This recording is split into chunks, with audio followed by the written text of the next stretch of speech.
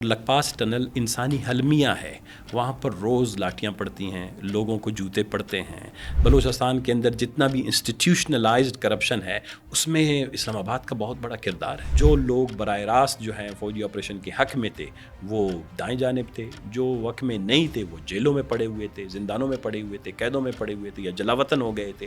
یہ بار بار استعفیٰ کیوں دے رہے تھے آپ؟ بلوچستان کو تقریباً 1955 سے جو گیس نکل رہی ہے اس کو جو قیمت ہے پرائس تھی وہ ہمیں 22 روپے پر MBTU million British thermal unit کا دیا جا رہا تھا۔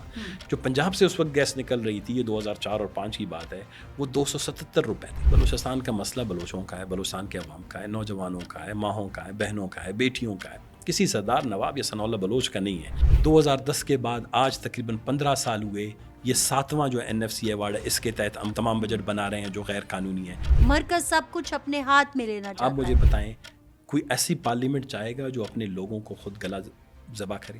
پھر تو مارانگ سچ کہتی ہے نا۔ آپ بلوچستان کو یہ زکوٰۃ خیرات نہ دیں، ہر گرتا ہوا خون کا قطرہ وہ بلوچستان اور اسلام آباد کے مابین فاصلے بڑھا رہا ہے۔ Front line Pakistan with Farzana Ali کے ساتھ ایک بار پھر آپ کی خدمت میں حاضر ہیں، اور پلیٹ فارم ہے voicepeak.net کا، اور آج ہمارے ساتھ بلوچستان سے ایک بہت ہی اہم مہمان ہماری پوڈ کاسٹ میں موجود ہیں، اور نام ہے ان کا ثناء اللہ بلوچ صاحب۔ بہت اچھی طرح سے لوگ جانتے ہیں کہ بلوچستان نیشنل پارٹی مینگل کے رہنما ہیں۔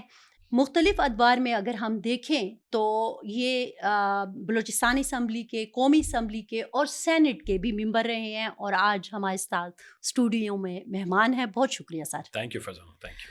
یہ بہت ضروری تھا کہ جب ہم بات کرتے ہیں ایسے صوبوں کی جن کے ساتھ ناانصافی ہو رہی ہے، جو محرومی کا شکار ہیں، تو پھر ظاہر ہے ٹاپ پہ پختونخوا اور بلوچستان ہی آتے ہیں۔ اگرچہ بہت سارے لوگوں کو لگتا ہے، پاکستان کے دوسرے حصوں میں رہنے والے جو ہماری پوڈ کاسٹ میں اکثر آتے ہیں، کہ نہیں آپ لوگ ویسے ہی واویلا مچاتے ہیں۔ سر کیا ہم واقعی واویلا مچاتے ہیں؟ میرے خیال میں جو سنجیدہ پاکستان کا طبقہ ہے، جو پڑھے لکھے ہیں، جو فیکچولی یا حقائق پہ مبنی رپورٹس پڑھتے رہتے ہیں، دیکھتے رہتے ہیں، تو ان کو یہ سمجھنا چاہیے کہ بلوچستان کے اندر یہ جو محرومی ہے، مایوسی ہے، یا خیبر پختونخوا کے کچھ علاقے میں جس کو میں نے پاکستان کا ویسٹرن رم کہا ہے، یہ ویسٹرن رم پہ ابھی ریسنٹلی 2016 میں SN اقبال صاحب جب پلاننگ اینڈ کمیشن کے چیئرمین تھے، صاحب کا بھی انہوں نے ایک report multi dimensional poverty index نکالا تھا، جس میں جو ہے فاٹا، جو سابقہ فاٹا ہے، خیبر پختونخوا کے جو علاقے ہیں اور بلوچستان، یہ تقریباً 80% سے زیادہ غربت کا شکار ہے۔ 80، اور یہ ملٹی ڈائمینشنل پاورٹی انڈیکس کی رپورٹ یہ ان کی پیدا وہ کیا کہتے ہیں مرتب کردہ ہے، ہماری نہیں ہے۔ 2020 میں یونائٹڈ نیشن کی ہیومن ڈیولپمنٹ رپورٹ آئی پاکستان سے متعلق 2020 کی، اس میں بلوچستان کو دنیا کے سب سے جو ہے غریب ترین، پسماندہ ترین علاقے جو سب سہارا اور سیریلیون آتے ہیں، اس کی ہیومن ڈیولپمنٹ انڈیکس کے ساتھ اس کو برابر قرار دیا کہ دنیا میں اب بلوچستان جیسے غریب علاقے اس جو ملٹی ڈائمینشنل پاورٹی انڈیکس میں اور ہیومن ڈیولپمنٹ انڈیکس میں اب صرف 2-3 ہی رہ گئے ہیں، جو افریقہ میں، افغانستان بھی اب ہمارے کمپیریزن میں نہیں آتا، ہم سے آگے چلا گیا۔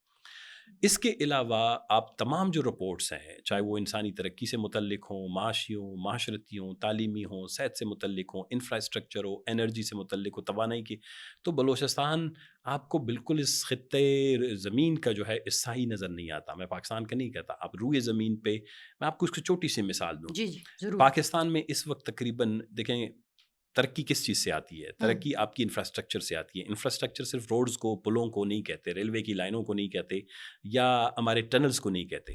انگریز نے تقریباً 1200 کلومیٹر کے قریب، بلکہ اس سے زیادہ جو ہے بلوچستان میں ریلوے کی لائن بچھائی۔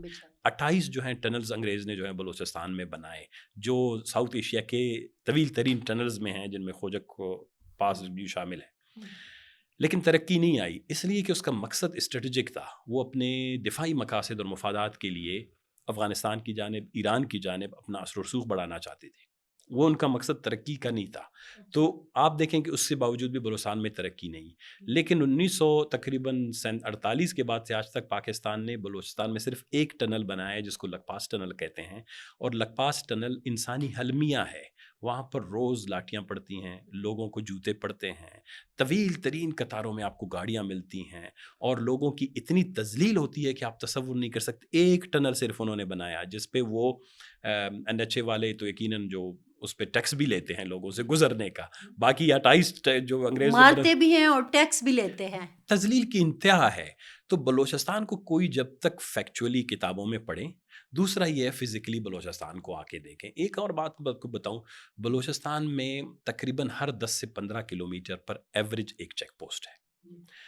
مثال کے طور پر کوئٹہ سے نوشکی کا آپ سفر کریں تو وہ 100 کلومیٹر کا بنتا ہے, کیونکہ میرا رستہ ہے خاران تک آپ جائیں.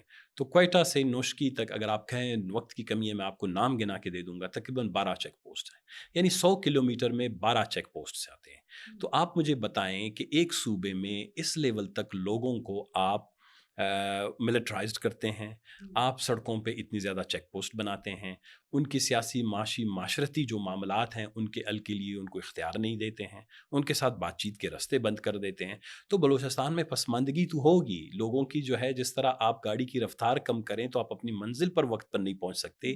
کسی قوم کی رفتار کو کم کرنے کے لیے یہ سب سے آسان طریقے ہیں, زیادہ چیک پوسٹ بنائیں, اسکول کم بنائیں, رشوت اور کرپشن جو ہے وہ ملک صوبے میں بہت بڑھائیں, مرضی منشا کے مطابق اسمبلیاں بنائیں. بلوچستان کے اندر جتنا بھی انسٹیٹیوشنلائزڈ کرپشن ہے اس میں اسلام آباد کا بہت بڑا کردار ہے. انسٹیٹیوشنلائز کرپشن, یہ آپ نے بات کی. اچھا, اور آپ نے کہیں یہ کہا بھی ایک کسی ٹی وی انٹرویو میں کہ بلوچستان کی سیاسی اور جمہوری جماعتوں کو کمزور کرنے کا بیانیہ بنایا جا رہا ہے کہ بلوچستان کی پارٹیز کو جو تھوڑا بہت معاملہ چل رہا ہے وہ بھی ختم ہو جائے اور لوگ مفادات حاصل کرنے کے لیے ان کی اجارہ داری کو مزید طول دے دیں. تو یہ آپ نے یہ جو ایک نقشہ کھینچا اور پھر آپ کی یہ بات بہت کنیکٹ کر رہی ہے. اس کی وجہ یہ ہے کہ دیکھیں بلوچستان کے اندر ہمارے ہاں ایک عربی کہاوت ہے, ترکی کہاوت بھی ہے, کہتے ہیں کہ آپ اگر میدان جنگ میں لڑنے والوں کے شمشیروں کو میان میں, تلواروں کو میان میں رکھتے ہیں تو پھر وہاں پر صرف یہ ہے کہ بات چیت ہی ہو سکتی ہے. یا تو تلوار میان سے نکالیں لڑائی کریں, یا جب آپ کہتے ہیں کہ تلوار میان کے اندر واپس رکھ دیں تو پھر وہ دو مرد جو ہیں وہ آپس میں آرگومنٹس کرتے ہیں, ایک دوسرے کے ساتھ بحث کرتے ہیں, مباحثہ کرتے ہیں, مکالمہ کرتے ہیں, وہ اپنا سارا جوش. پاکستان کے اندر بھی سملر یہی ہے, آپ لوگوں کو مکالمے کی, بحث کی, مباحثے کی اجازت نہیں دیتی تو لوگ اپنا میان سے تلوار تو نکال دیں گے. بلوچستان کے اندر مکالمے کی, بحث و مباحثے کی, تنقیدی جو ہے معاملات کو جائزہ لینے کی کوئی اجازت نہیں دی جاتی.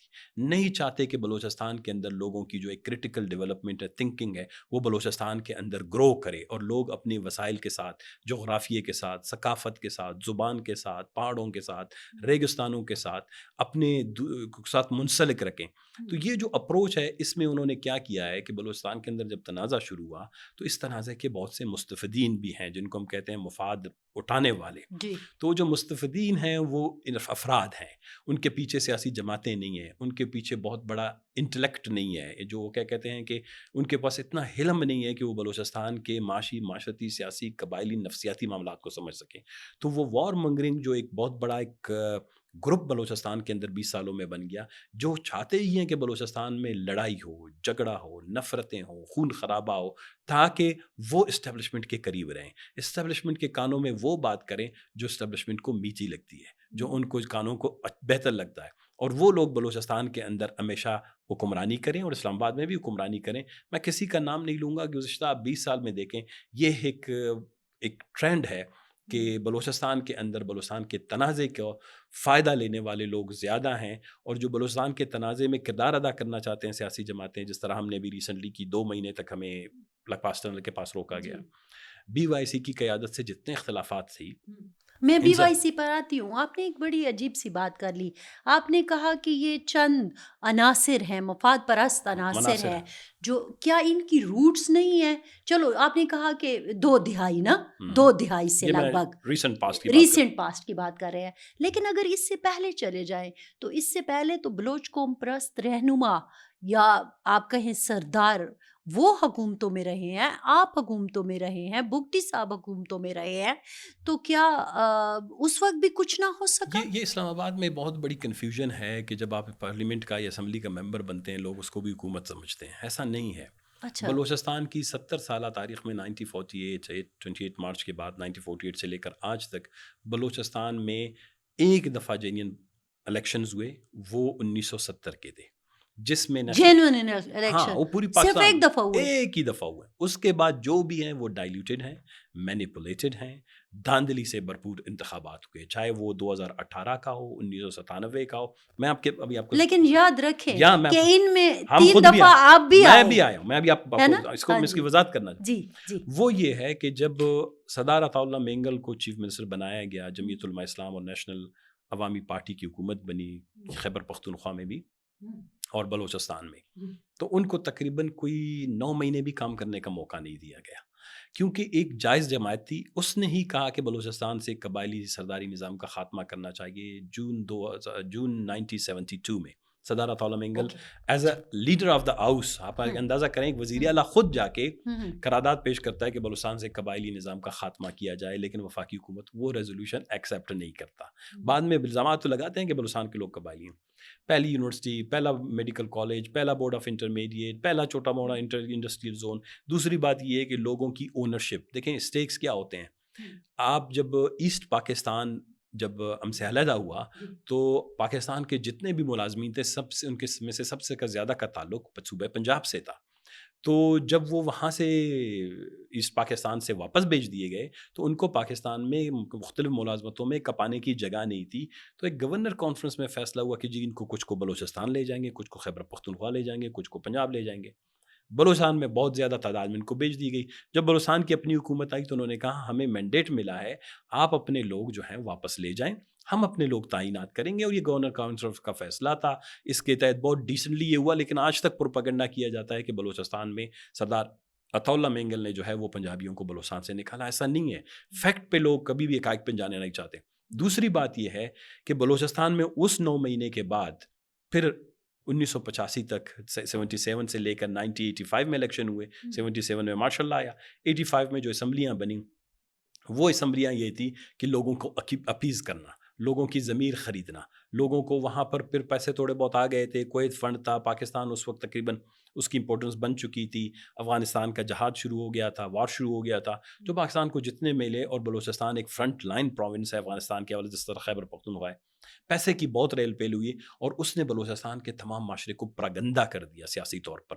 1985 کے انتخابات میں ایسے لوگوں کو کامیاب کر دیا جنہوں نے ماں سوائے رشوت کے، کرپشن کے، اقربا پروری کے، بلوچستان کے انسٹیٹیوشنلی دیمک کی طرح آج تک وہی لوگ ہیں جو بلوچستان کو چاٹ رہے ہیں. اور یہ وہی دور تھا، تھوڑی سی جی انٹرپشن چاہوں گی معذرت کے ساتھ، یہ وہی دور تھا جب ادھر ہم افغان جنگ لڑ رہے تھے تو آپ کے ہاں بھی مجاہد امپورٹ ایکسپورٹ ہو رہے تھے؟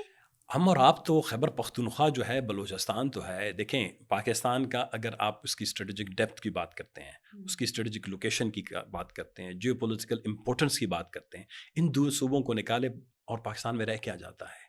تو یہ سب کچھ جب ہو رہا تھا تو بلوچستان میں جو پیسہ آیا اس وقت، اگر ایک دانشمندہ طور پر بلوچستان کے اندر یہ مجاہدین اور اسلحے کی ریل پیل، کلاشنکوف کلچر، ڈرگ کلچر، یہ جب ضیاء الحق کے وقت میں شروع ہوا، اس کی بجائے اگر یہ پیسہ بہت ہی ڈیسنٹلی، ہمیں تو پتہ ہے کہ وہ انٹرنیشنل وار تھا، وہ پاکستان نے شروع نہیں کیا، لیکن پاکستان فرنٹ لائن اسٹیٹ بن گیا، ہم فرنٹ لائن پروونسز بن گئے. تو اگر وہ لگتا تو آج بلوچستان کی صورتحال مختلف ہوتی. 1985 میں جو خشت ہم نے غلط رکھی، اس کے بعد جتنے بھی الیکشن ہوئے ہیں اس میں 1985 کی ریفلیکشن جو ہے آپ کو نظر آئے گی. 1988 میں بلوچستان کے اندر ایک الائنس بنا جو بلوچستان نیشنل الائنس کے نام سے، بلوچ قوم پرستوں کا، جس نے بہت اچھی خاصی تعداد میں سیٹیں حاصل کی، لیکن وہ وہاں پہ بھی مینیپولیشن ہوا. اکبر خان بگٹی آخری دن تک اس کو وزیر اعلیٰ بنانے سے روکا گیا، اس حد تک کہ 1988 میں اسمبلی توڑ دی گئی کہ نواب اکبر خان بگٹی وزیر اعلیٰ نہ بنائے. ظفر اللہ جمالی کو وزیر اعلیٰ بنایا، 2 دن وہ وزیر اعلیٰ رہے، پھر واپس جو ہے ان کو ہٹانا پڑا. پھر جو ہے کورٹ نے جو ہے اس کو اکبر خان بگٹی کو، تو کون تھا یہ پیچھے؟ کوئی تو ہوگا نا، کوئی فرشتے تو تھے جو یہ سارا کر رہے تھے. اس کے بعد 88 کے بعد سے 90، 91، 93 اسمبلیاں 1.5 سال چلی ہیں. پھر بلوچستان کو گریجولی، جو بلوچستان کے اندر ایک سویلین اسپیس تھا، وہ ختم ہو گیا۔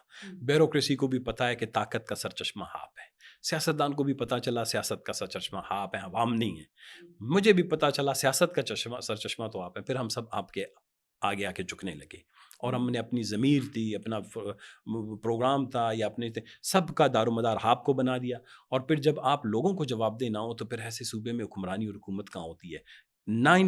پھر 2018 میں نہیں، یہ میں جھکنے کی جو وجہ تھی، ایک چھوٹا سا سوال کرتے ہوئے آگے بڑھیں گے، یہ جو آپ نے کہا کہ پھر آپ نے سارے اختیار دے دیے، تو کیا بہت مجبوریاں تھیں کہ سارے اختیارات دے دیے؟ دیکھیں جب 1972 جب صدارت اللہ مینگل کی حکومت کا خاتمہ ہوا، ان سب کو جیل بھیج دیا گیا، 77 تک بلوچستان میں بہت بڑی انسرجنسی جو اسی طرح کی تھی، لیکن اب تو خیر اس کا پیمانہ اور اس کا دائرہ اختیار بڑھ گیا ہے، جی، تو لوگ بیچارے بہت تکلیف سے گزرے، تقریباً 20 سے 25 ہزار لوگ بلوچستان میں مر گئے، بلوچستان کے اندر 6 سے 7 لاکھ ڈسپلیسمنٹ ہوئی، جس کو کبھی تک پراپرلی ریکارڈ نہیں کیا گیا۔ جب ایک صوبہ اس وقت بھی ان حالات سے گزرتا ہو تو وہاں پر میرے خیال میں ہماری جو ملٹری اسٹیبلشمنٹ ہے اس نے اپنا کنٹرول بہت زیادہ مضبوط کر لیا، اور اسی کی بنیاد پر انہوں نے بلوچستان کے سیاسی معاملات میں بھی عمل درآمد شروع کر دیا۔ وہاں پر جو لوگ براہ راست جو ہیں فوجی آپریشن کے حق میں تھے وہ دائیں جانب تھے، جو حق میں نہیں تھے وہ جیلوں میں پڑے ہوئے تھے، زندانوں میں پڑے ہوئے تھے، قیدوں میں پڑے ہوئے تھے یا جلاوطن ہو گئے تھے۔ تو ایک ڈویژن سوسائٹی کے اندر بنا دی گئی تھی، اور اسی ڈویژن کو، اسی تقسیم کو مد نظر رکھتے ہوئے بلوچستان آج تک جو ہے جو سفر کر رہا ہے اسی مائنڈ سیٹ کے تحت کہ یہ میرا ہے یہ اور یہ میرا نہیں ہے۔ ہم نے بلوچستان کو اس بنیاد پر تقسیم کر دیا گیا، ہم نے کوئی پروگرام، کوئی ویژن، کوئی اسٹریٹجی، ریکنسیلیشن کبھی کی نہیں۔ 1970 کے بعد جنگ تو ختم ہوئی لیکن ریکنسیلیشن نہیں ہوا، بلوچ بھی باہر بیٹھے ہوئے تھے، ناراض بیٹھے ہوئے تھے، ریاست کے پاس بہت بڑا مواقع تھے کہ وہ خود اپنے سے انیشیٹو لیتا کہ لوگوں کے گریونسز کو ایڈریس کرتا، وہ نہیں کر سکا، اس لیے کہ جو لوگ وہ لے آئے تھے وہ اتنے سنجیدہ، اتنے دور اندیش، اتنے پڑھے لکھے، اتنے معاملہ فہم نہیں تھے، وہ تو پیسے بنانے کے چکر میں تھے۔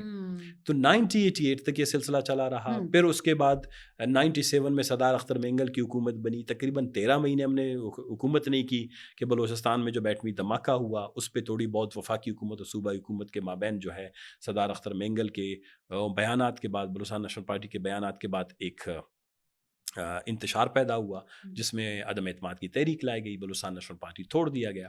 اس کے بعد سے آج تک جو ہے پھر 2018 میں 20 سال کے بعد الیکشن ہوئے تو بلوچستان نیشنل پارٹی کو 8 سیٹیں ملی ہیں، ورنہ یہ 8-9 سیٹیں نہیں تھیں۔ اگر صحیح معنی میں الیکشن ہوتا میں آپ کو یقین سے کہہ سکتا ہوں بلوچستان نیشنل پارٹی 20 سے 24 سیٹیں جو ہے آسانی سے 2018 کے الیکشن میں اور ہم حکومت بنانے کی پوزیشن میں ہوتے۔ یہ وہ دور ہے جہاں پر بریگیڈیئر خالد صاحب نے بلوچستان عوامی پارٹی جو باپ کے نام سے انفیمس ہے، مشہور ہے، وہ بنا دی گئی۔ تو بلوچستان کے اندر یہ سیاسی وہ کیا کہتے ہیں کہ تجربے یا پارلیمانی تجربے، نئے جماعتیں بنانے کے تجربے، اور وہ بھی بری نیت کے ساتھ۔ دیکھیں آپ اچھی نیت کے ساتھ کچھ بھی کریں اس میں خداوند تبارک تعالیٰ کامیابی دے دیتا ہے، لیکن آپ بری نیت کے ساتھ بلوچستان میں لوگوں کی حق رائے دہی کو مینیپولیٹ کرنے کی کوشش کریں گے، اس کا نتیجہ ہمیشہ بلوچستان میں برا نکلے گا۔ باپ کے وقت میں برا نکلا، اور آج بھی بلوچستان میں جو آپ دیکھ رہے ہیں یہ 2024 کے اس برے نیت اور عمل اور سلیکشن کی وجہ سے ہے کہ آج بلوچستان بالکل کسی کے قابو میں نہیں رہا۔ بالکل، تھوڑا سا پھر سے تاریخ کے ان ادوار کی طرف جاتے ہیں کہ جب ایک دفعہ آپ 1998 میں جب آپ پارلیمانی سیکرٹری برائے داخلہ اور نارکوٹکس کنٹرول ڈویژن کے طور پر تعینات تھے، ایک دفعہ آپ تب استعفیٰ دیتے ہیں، اور دوسری دفعہ میرا اگر if I am not wrong 6 جون 2008 یہ آپ سینٹ سے استعفیٰ دیتے ہیں۔ یہ بار بار استعفیٰ کیوں دے رہے تھے آپ؟ میرے خیال ایک استعفیٰ اور بھی تھا سینٹ کے استعفے سے پہلے، وہ تھا بلوچستان کی پارلیمانی کمیٹی جو بنی، اس سے بھی میں نے استعفیٰ دیا۔ استعفوں کی تاریخ طویل ہے، اور پرٹیکولرلی بلوچستان نیشنل پارٹی کا۔ جب ہم کوئی استعفیٰ دیتے ہیں نا اپنی کسی پوسٹ سے یا اپنی کوئی ذمہ داری سے، اس کا مطلب ہوتا ہے ہم احتجاج کر رہے ہوتے ہیں، بالکل ہم ریزسٹ کر رہے ہوتے ہیں، پروٹیسٹ، ہمارے اوپر جو کچھ تھوپا جا رہا ہوتا ہے ہم کہتے ہیں نہیں۔ کیوں؟ دیکھیں جب 1998 میں نے جو استعفیٰ دیا، پارلیمانی سیکرٹری جو بنا ہوا تھا، اس وقت بلوچستان نیشنل پارٹی کی حکومت تھی صوبے میں۔ میں 1998 میں جب ایٹمی دھماکہ ہوا تو صدار اختر مینگل صاحب وزیر اعلیٰ تھے، اور بلوچستان نیشنل پارٹی ایک ڈیموکریٹک پارٹی، ہم چھوٹی جماعتیں ہیں لیکن ہمارے ہاں بہت جو ہے ایک جمہوری عمل کے تحت اقدار کو، ہاں بہت زیادہ اکاؤنٹیبلٹی ہوتی ہے، جس کو ہم کہتے ہیں سیاسی احتساب. ٹھیک. تو سردار اختر مینگل سے پوچھا گیا، سردار عطا اللہ مینگل صاحب اس وقت حیات تھے، تو ہماری سینٹرل کمیٹی کا اجلاس ہوا اور ہماری سینٹرل کمیٹی نے یہ قرارداد منظور کی کراچی میں کہ بلوچستان میں جو ایٹمی دھماکہ ہوا ہے اس میں بلوچستان کے عوام کو ان کی خواہشات شامل نہیں ہیں، ان سے پوچھا نہیں گیا، ان کی موجودہ جو صوبائی حکومت ہے اس کو اعتماد میں نہیں لیا گیا. یہ نہیں ہے کہ ہم چلو آپ کم از کم ایک صوبے کے وزیر اعلیٰ کو تو اعتماد میں لیں اگر عام جنرل پبلک کو نہیں بتاتے ہیں. اس کا یہ ہوتا ہے کہ آپ اونرشپ ہی دینے کے لیے تیار نہیں ہیں. آپ اونرشپ ہی، چاہے اچھی چیز ہے یا بری چیز ہے، اور اس کے کیا نتائج ہے، کیا کانسیکوینسز بلوچستان میں نکلیں گے، اس بنیاد پر جو ہے وفاقی حکومت ہم سے ناراض ہوا. اچھا. مئی میں جب یہ ہوا تو جون میں ہم نے ریزولوشن پاس کی. جولائی میں ہمارا کونسلٹیشن تھا بلوچستان نیشنل پارٹی کا 15-16 جولائی کو جو ہے ہمارے کافی سارے ممبران کو جو ہے وہ بلوچستان نیشنل پارٹی میں ایک نئی گروپ جسے آج کل فارورڈ بلاک کے نام سے کہا جاتا ہے، فارورڈ بلاک بنا دیا گیا. بلوچستان نیشنل پارٹی کے کافی لوگ جو ہے اس فارورڈ بلاک میں شامل ہو گئے اور سردار اختر مینگل کے خلاف جو ہے عدم اعتماد کی تحریک صوبائی اسمبلی میں پیش کر دی گئی. میں اس بات کا گواہ ہوں، شہباز شریف صاحب، چودھری نثار صاحب اس بات کے گواہ ہیں، شکیل بلوچ صاحب ہمارے ایم این اے تھے اس وقت، آصف خان بزنجو صاحب ہم ساتھ تھے. ہماری 2 میٹنگیں جب ہوئی، اور بلکہ میں نے بہت ہی شاید ایک تو نوجوانی بھی تھا، دوسرا یہ میں نے انہی چیزوں کی پریڈکشن کی. میں نے کہا یہ بہت کافی عرصے کے بعد 1977 کے بعد بلوچستان میں آپ لوگوں کو سردار عطا اللہ مینگل کا بیٹا وزیر اعلیٰ کی صورت میں ملا ہے، پیسے نہیں ہیں، سرتاج عزیز جس کو کہا جاتا تھا فائنانس منسٹر تھا، 1 روپے آپ نے دیے نہیں ہیں، لیکن لوگوں کو تھوڑی بہت تسلی تشفی ہے کہ یار ہماری حکومت ہے، ہمارے لوگوں کی حکومت ہے. آپ اس کو بھی چلنے نہیں دیتے ہیں، اس کے نتائج بلوچستان میں آنے والے دنوں میں بہت برے ہوں گے.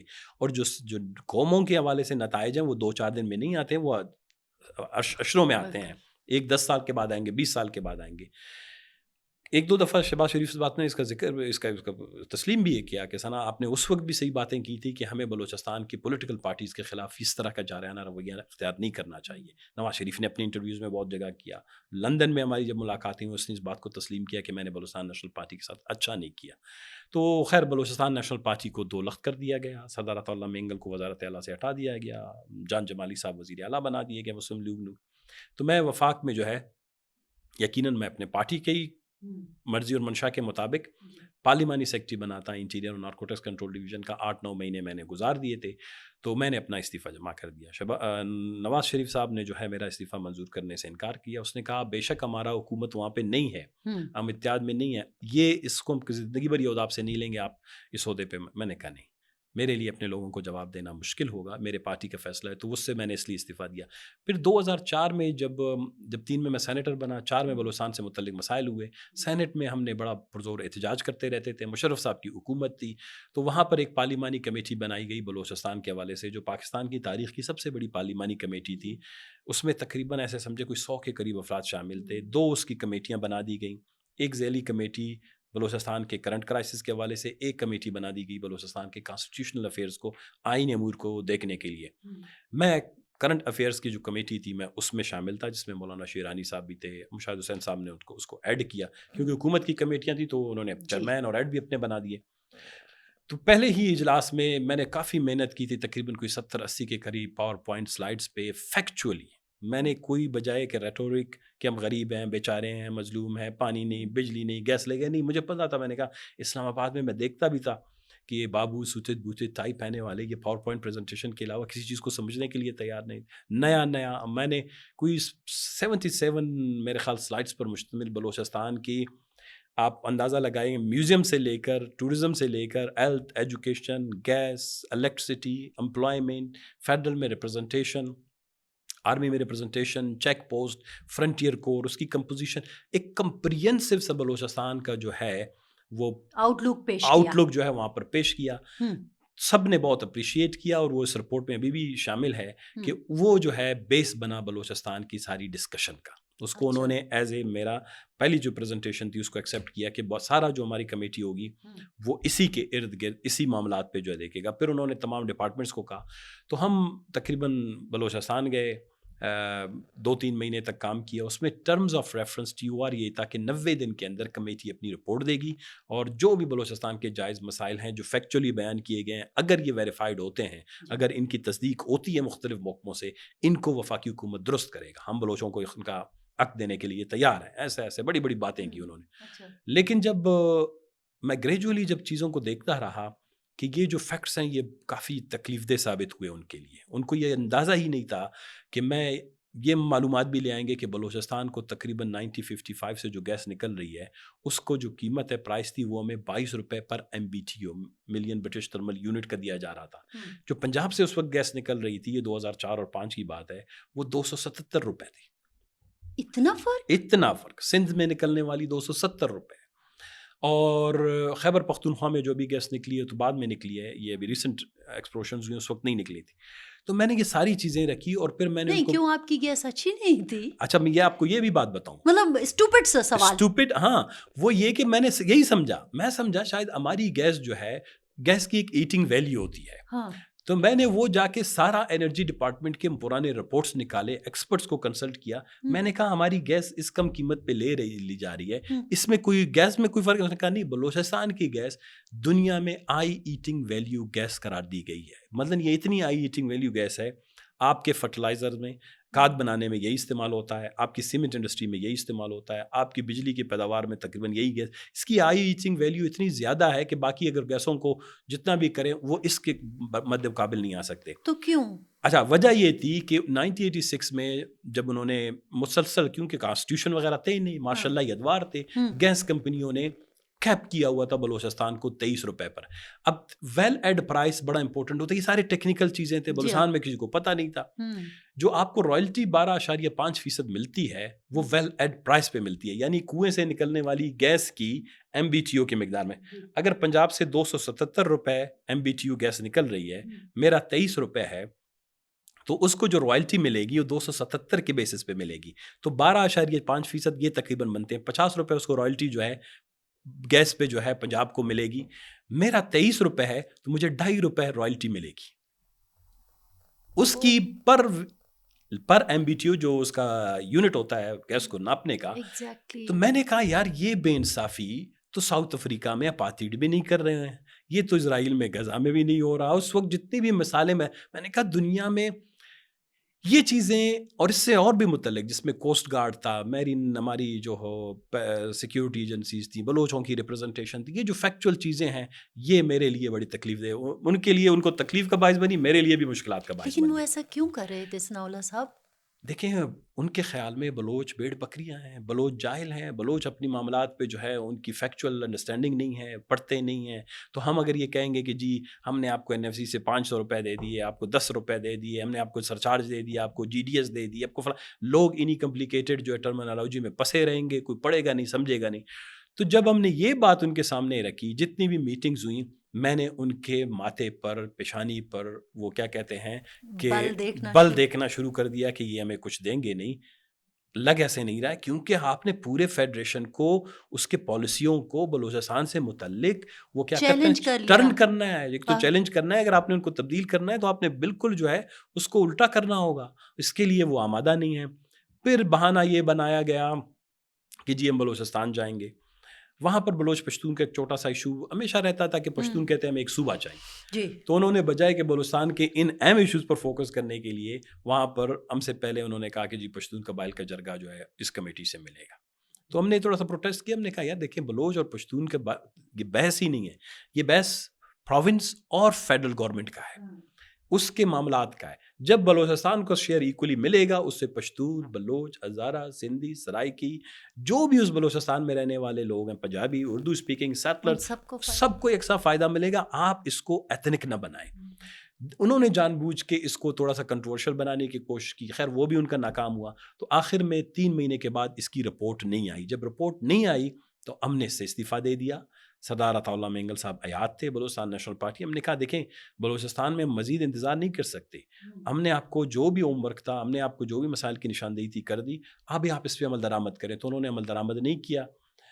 تقریباً فیبروری مارچ میں 2005 میں آپ کو یاد ہے نواب اکبر خان بگٹی کے خلاف بہت بڑا ملٹری آپریشن شروع کر دیا گیا, اور وہ منتج ہوا نواب اکبر خان بگٹی کی شہادت پر، اور بلوچستان کے آج کے موجودہ حالات، اس کے جو ہے کانسیکوینسز اور نتائج ہیں. تو اور اگر وہ اور باتیں اگر اسی قتل پر میں تھوڑی دیر کے لیے رک جاؤں، ہم ہم، جائیں گے مائنز اینڈ منرل کی طرف بھی جائیں گے. دوبارہ جو بل پیش کیا گیا، اکبر بگٹی صاحب کا قتل ایک ایسا لمحہ تھا یا ایسا ٹرننگ پوائنٹ تھا بلوچستان کے لیے، جس کے بعد بلوچستان وہ بلوچستان نہیں رہا. آپ سمجھتے ہیں ایسا ہے؟ بالکل ایسا ہے. دیکھیں، بلوچستان اور پاکستان کی جو ہماری ہسٹری ہے 70 ایئرس کی، اس میں جو کچھ بہت بڑے جو ایونٹس ہیں یا واقعات ہیں، انہوں نے بلوچستان کے لوگوں کی سیاسی نفسیات پر بہت بڑے گہرے اثرات مرتب کیے ہیں. لیکن سیاست کو آپ نفسیات سے، سیاست کو معیشت سے، سیاست کو آپ لوگوں کی سہولیات سے الگ نہیں کر سکتے ہیں. یہ ہر انسان، ہر قوم میں، کہ ہمارا جب بھی ہم بات کرتے ہیں، ہمارے ایک بزرگ کو، ایک سفید ریش کو جیلوں میں پھینک دیا جاتا ہے، نواب نوروز خان کے ساتھ وعدہ کیا جاتا ہے، ایگزیکٹلی. پھانسی دے دیا جاتا ہے. نواب اکبر خان بگٹی کے ساتھ مذاکرات کے نام پر، مذاکرات یہی تو ہوتے ہیں نا، جب یہ کبھی کبھی کہتے ہیں کہ آپ لوگ بندوق نہ اٹھائیں، مذاکرات کریں. مذاکرات تو یہی ہے. پاکستان کی تاریخ کا میں نے آپ کو بتایا، سب سے بڑی پارلیمانی کمیٹی بنی، اس میں 60 کے قریب 70 کے قریب ممبران تھے، اور پاکستان سب سے ایسے ممبران میں اگر نام لوں، پروفیسر خورشید، پروفیسر غفور، شاہ احمد نورانی اور مولانا شیرانی. وہ اب تو خیر اس اسٹیجر کے لوگ ان اسمبلیوں میں ہیں ہی نہیں نا، اب تو بڑے بونے بیٹھے ہوئے ہیں. بالکل. تو آپ اندازہ لگائیں، ان سب کی موجودگی میں جب بلوچستان کے معاملات پر ایک کنسنسس ڈیولپ ہو رہا ہوتا، اگر ان میں سے کچھ چیزیں تسلیم کر لی جاتی، نواب اکبر خان بگٹی کے خلاف یہ جو غرور، تکبر، اناج جو وفاقی حکومت میں اور پرٹیکولرلی جنرل مشرف کا تھا، یا جو اوکش ایک اپروچ یہاں کی جو ہے مقتدرہ نے اپنائی تھی، یہ نہ ہوتا تو بلوچستان میں ایک واقعہ کم ہو جاتا. ابھی آپ نے ایک اور واقعے کا اضافہ کر دیا ہے جو نفسیاتی طور پر بلوچستان کے عوام، نوجوان تاریخ میں جو ہے ہمیشہ برقرار میں رہے. نے کہیں پڑھا تھا کہ شجاعت صاحب کی اور مشاہد حسین سید اور ان کی جو کمیٹی تھی، اگر میں غلط ہوں تو پلیز مجھے کریکٹ کیجیے گا، لیکن میں نے یہ کہیں پڑھا ہے کہ وہ گئے، انہوں نے معاملات بگٹی صاحب سے طے بھی کر لیے تھے، لیکن پھر وہ واپس آئے، انہوں نے مشرف صاحب کو بتایا بھی، انہوں نے ہاں بھی کر دی کہ ٹھیک ہے اسی تناظر میں ہوگا، لیکن ایک دم سے آپریشن ہو گیا. آپ تو گواہ ہیں اس سارے قصے کے. میں بالکل اس بات کا گواہ ہوں. جنرل مشرف صاحب کی جو اس وقت اقتدار تھا، ان کی ڈکٹیٹرشپ تھی، طارق عزیز صاحب ان کے پرنسپل سیکرٹری تھے. خدا ان کو جنت نصیب کرے. ہماری بہت زیادہ ان کے ساتھ نشست و برخاست نہیں ہوئی، لیکن میرا ان کے ساتھ جب تعلق تھا، میں انٹیریئر کا جب پارلیمانی سیکرٹری تھا، interior and narcotics control division کا جو آپ نے ذکر کیا 98 میں، وہ اس وقت نارکوٹکس کنٹرول ڈویژن کے سیکرٹری تھے. وہ میری بڑی عزت کرتے تھے، اس لیے کہ چودھری شجاعت صاحب منسٹر تھے تو سارے سوالات کا جواب میں دیتا تھا، تو ان کے ساتھ کبھی نشستیں ہوتی تھی تو ہی واز ویری امپریسڈ کہ یار ثنا، تم ماشاء اللہ چیزوں کو بہت جلدی پک کرتے ہو، سمجھتے ہو. جب مشرف صاحب کے پرنسپل سیکرٹری بنے تو انہوں نے بڑی کوششیں کی، اور یہ کوششیں میرے خیال میں سردار عطا اللہ مینگل صاحب جب میرے پاس آئے بلوچستان میں، یہاں پہ اسلام آباد میں ٹھہرے، یہاں پر آ کے انہوں نے عزت دی اور سردار عطا اللہ مینگل صاحب سے بھی ملے. اس وقت تک یہ معاملات اس نیچ تک نہیں پہنچے تھے. اس وقت یہ چیزیں گریجولی تھوڑی سی خراب ہونے جا رہی تھیں. سردار عطا اللہ مینگل صاحب آئے تھے، پونم کی ہماری اس وقت تحریک بڑی تیزی سے آگے بڑھ رہی تھی، چل رہی تھی، اس کو سربراہی تھے، ایڈ کر رہے تھے. تو ان کی کوشش تھی کہ نواب اکبر خان بگٹی کے ساتھ معاملات طے ہو جائیں. وہ ایک بیوروکریٹ تھے، ان کا جتنا اثر رسوخ ہو سکتا تھا انہوں نے اس کمیٹی کی تشکیل میں بھی اپنا کردار ادا کیا تھا. میرے خیال میں جب انہوں نے کوشش کی اور نواب اکبر خان بگٹی کے صاحب کے پاس وفد بھیجے کہ یہ معاملات تقریباً چیزیں کچھ طے ہو سکتی ہیں، آپ اسلام آباد میں آ جائیں، کیونکہ یہ جو ریموٹ لی آپ بیٹھے ہوئے ہیں اتنی دور سے، شاید معاملات کو ایک دوسرے کے ساتھ سمجھنے میں آسانی نہیں ہو رہی. نواب اکبر خان بگٹی صاحب کی آپ بڑا پن، ان کا جو ہے اسٹیٹس مین، وہ کیا کہتے ہیں کہ اسپرٹ دیکھیں کہ انہوں نے کہا کہ جی میں آنے کے لیے تیار ہوں. اچھا. اتنے باوجود کہ لڑائیاں ہو گئی تھی، لوگ کچھ مر گئے تھے، معاملات بھی کچھ خراب ہو حملہ گئے بھی تھے، ہوا ان کے گھر پر، حملہ بھی گر ہو گیا تھا، کچھ ہندو برادری سے لوگ مارے گئے تھے. جی. تو وہ تقریباً تیار ہو گئے اس کے لیے آنے کے لیے. پھر ہم نے بھی یہی سنا کہ ان کو کہہ دیا گیا تھا کہ جی آپ نے اتنے بجے آپ کے لیے جو ہے جہاز وہ سوئی کی جو ہے ایئرپورٹ پر آئے گیا، جو پی پی ایل نے بنایا ہوا ہے، آپ کو اسلام آباد لایا جائے گا اور پھر معاملات آگے بڑھیں گے. تو میری جو آخری بات جو نواب خان بگٹی صاحب سے ہوئی، جب یہ کمیٹی کے حوالے سے، یہ گیس کے حوالے سے ڈیٹیلز وغیرہ تھے، تو آئی واز ان ٹچ، بڑا کوآرڈینیشن ہمارا رہتا تھا ساتھ ساتھ، and he was very pleased, بہت خوش بھی تھے کہ یار معاملات آگے بڑھ رہے ہیں. اور جو یہ ایک ان کے حوالے سے پنجاب میں یا پاکستان میں ایک بہت بڑی وہ کیا کہتے ہیں پروپیگنڈا پھیلایا گیا تھا کہ یہ جی ساری لڑائی وہ اپنے مفادات کے لیے کر رہے ہیں، وہ رائلٹی اپنے لیے مانگ رہے ہیں. تو وہ مجھے ہر ٹی وی چینل پہ ہر انکر کے پاس ساتھ میں نے بیٹھ بھی کے ہاں ہم نے بالکل اپنے لوگوں کو سمجھایا کہ دیر از اے ڈفرنس بٹوین رینٹ، کرائے میں اور رائلٹی میں فرق ہے. رائلٹی جس طرح میں نے آپ کو ایکسپلین کیا، 23 روپے پر ایم بی ٹی یو دے رہے ہیں، یہ میرے ساتھ یہ آپ بہت بڑا استحصال کر رہے ہیں، اس کو ہم الگ سے آپ ساتھ نمٹیں گے.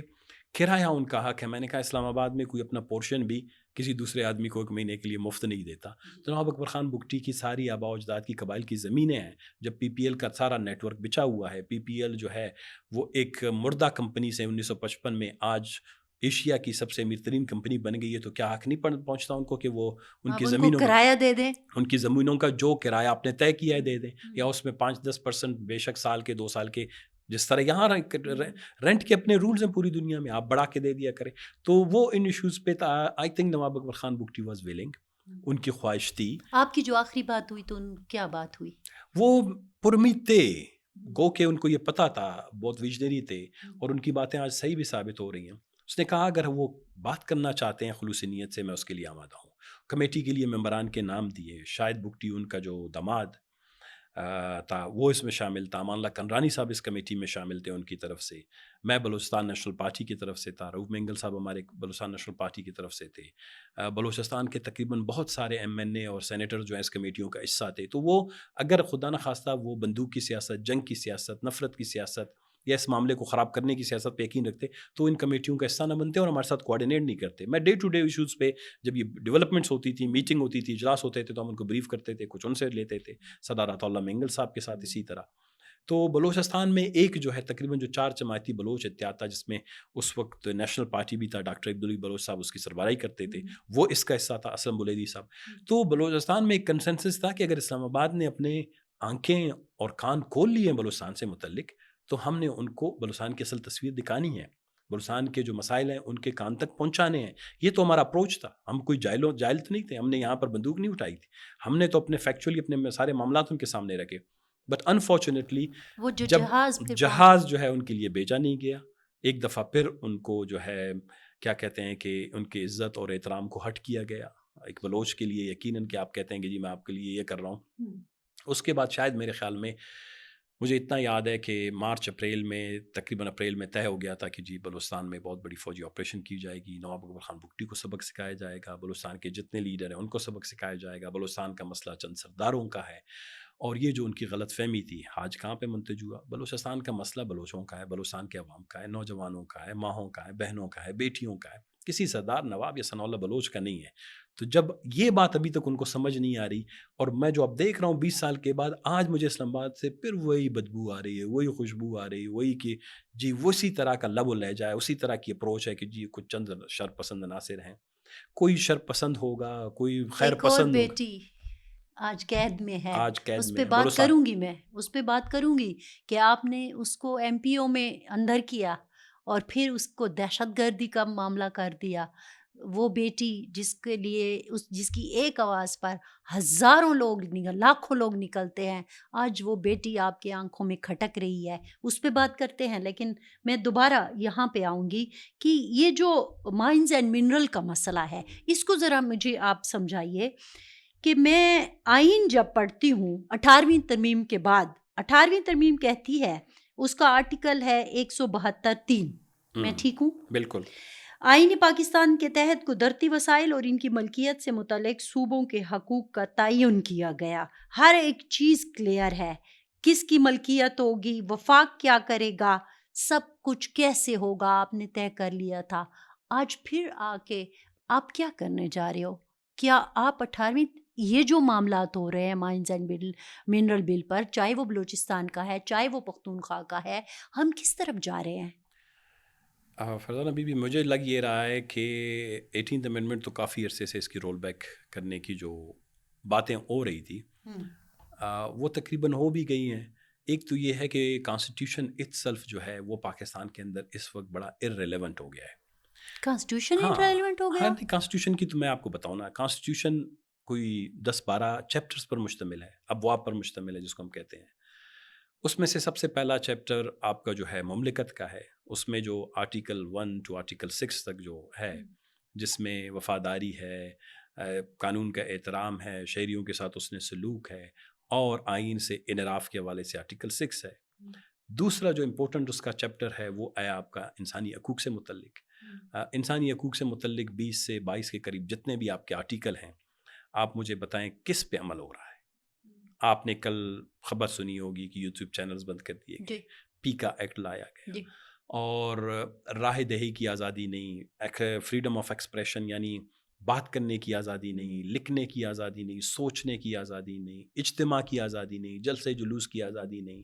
HRCP کے جیسی انٹرنیشنلی ریکگنائزڈ آرگنائزیشن وہ کراچی کے ایک ہوٹل میں اپنا ایک چھوٹا سا سیمینار نہیں کر سکتا. تو آپ مجھے بتائیں کیا کانسٹیٹیوشن کا یہ جو چیپٹر ہے یہ افیکٹو ہے؟ نہیں ہے. تو یہ دوسرا ہوا. اب میں گریجولی آپ اگر مجھے بتائیں، میں آئین کے سارے آرٹیکلز اور چیپٹرز آپ کو بتاؤں ان افیکٹو ہوں گے. پرٹیکولرلی کانسٹیٹیوشن آئین ہوتا کیا ہے؟ Constitution is like a motor, ایک گاڑی کی طرح ہے، لیکن اس کا جو باڈی پارٹس ہوتے ہیں وہ بڑے امپورٹنٹ ہوتے ہیں. آپ خالی گاڑی کو بغیر انجن کے، بغیر اس کے پرزوں کے کھڑا کریں، وہ ہلے گا تو نہیں اپنی جگہ سے. بے شک لوگوں کو نظر آئے گا گاڑی ہے.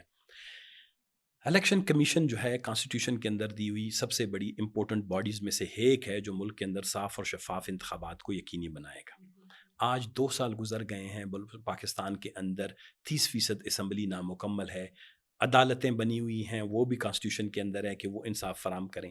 یہ دونوں اس بات پہ لڑ رہے ہیں، جھگڑ رہے ہیں بشمول سول سوسائٹی اور پولیٹیکل پارٹیز کے کہ یہ سیٹیں ہماری ہیں، یہ کس کی ہیں، یہ خیرات میں دینی چاہیے، زکوٰۃ میں دینی چاہیے، اور خیرات میں کس کو کتنی دینی چاہیے. اب لڑائی اس پہ ہو رہی ہے. اب کانسٹیٹیوشنز کے یہ 2 ادارے جس کو جوڈیشری کہا جاتا ہے، کانسٹیٹیوشنل کمیشن آف پاکستان، اپنا الیکشن کمیشن آف پاکستان ہے.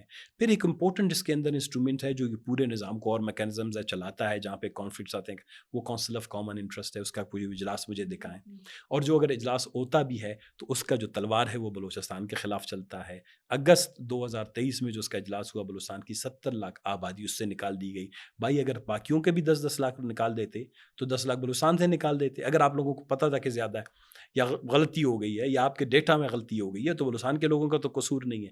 CCI کے اجلاس میں بلوچستان کے گندے پر تلوار رکھ دی گئی، وہ اٹھا دیا گیا. پھر CCI میں بلوچستان کے مائنز اینڈ منرلز کے فیصلے ہوئے. CCI میں NEC میں نیشنل اکنامک کونسل کے جو میٹنگز ہے، قومی اقتصادی کونسل کی میٹنگز ہوتی ہیں، اس میں پاکستان پیٹرولیم لمیٹڈ کے فیصلے کیے جاتے ہیں، وہ بلوچستان سے اس کو لے لیا جاتا ہے. پھر آتا ہے نیشنل فائنانس کمیشن، کانسٹیٹیوشن کا آرٹیکل 160 ہے. 2010 کے بعد آج تقریباً 15 سال ہوئے.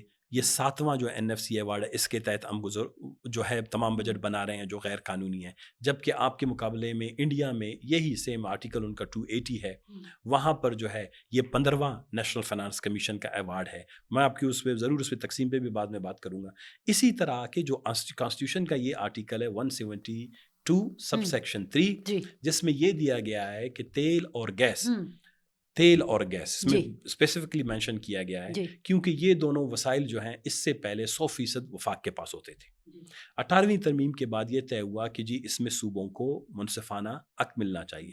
تو یہ طے ہوا کہ جو معاہدات پہلے ہوئے ہیں، جب وہ معاہدات ختم ہوں گے، جو نئے معاہدات ہوں گے یا وہ معاہدات کا جو نیا اگر ان کو رینیو کیا جائے گا تو اس میں 50% یعنی 50% نصف صوبے کو ہوگا اور نصف وفاقی حکومت کا ہوگا.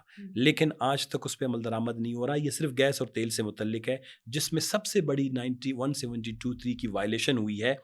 وہ 14 فروری کو جو PPL کے ساتھ ڈیرا بگٹی میں معاہدہ سائن کیا گیا، جس سے بلوچستان کو 2,500 ارب روپے کا نقصان ہوا ہے.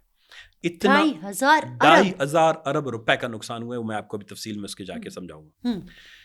ابھی جو یہ بات کی جا رہی ہے مائنز اینڈ منرل ایکٹ، یہ تو کانسٹیٹیوشن کے اندر ہے ہی نہیں. یہ 100% صوبوں کا ہے. اس میں وفاقی حکومت جو ہے کانسنے کا بھی حق نہیں ہے. جو قدرتی وسائل ہیں ماں سوائے یورینیم کے، ماں سوائے تیل اور گیس کے، جس میں ابھی 50-50% ہے، باقیوں پر 100% اختیار صوبوں کا ہے، صوبوں چاہے وہ سنگ مرمر کی شکل میں، کاپر کی شکل میں، گولڈ کی شکل میں، سلور کی شکل میں، چاندی کی شکل میں، ہیرے جواہرات کی شکل میں، نو میتھڈز.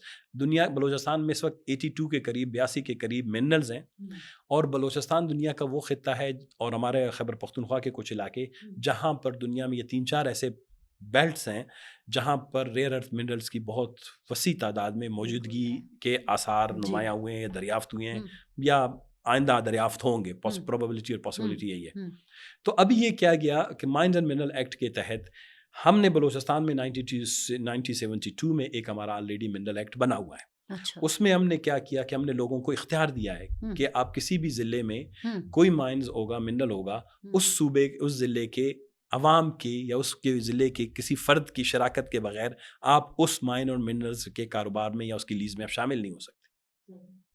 وہ انہوں نے ختم کر دیا، براہ راست اختیار وزیر اعلیٰ کو دے دیا ہم، تاکہ کسی ضلع کا شخص شامل ہی نہ ہو.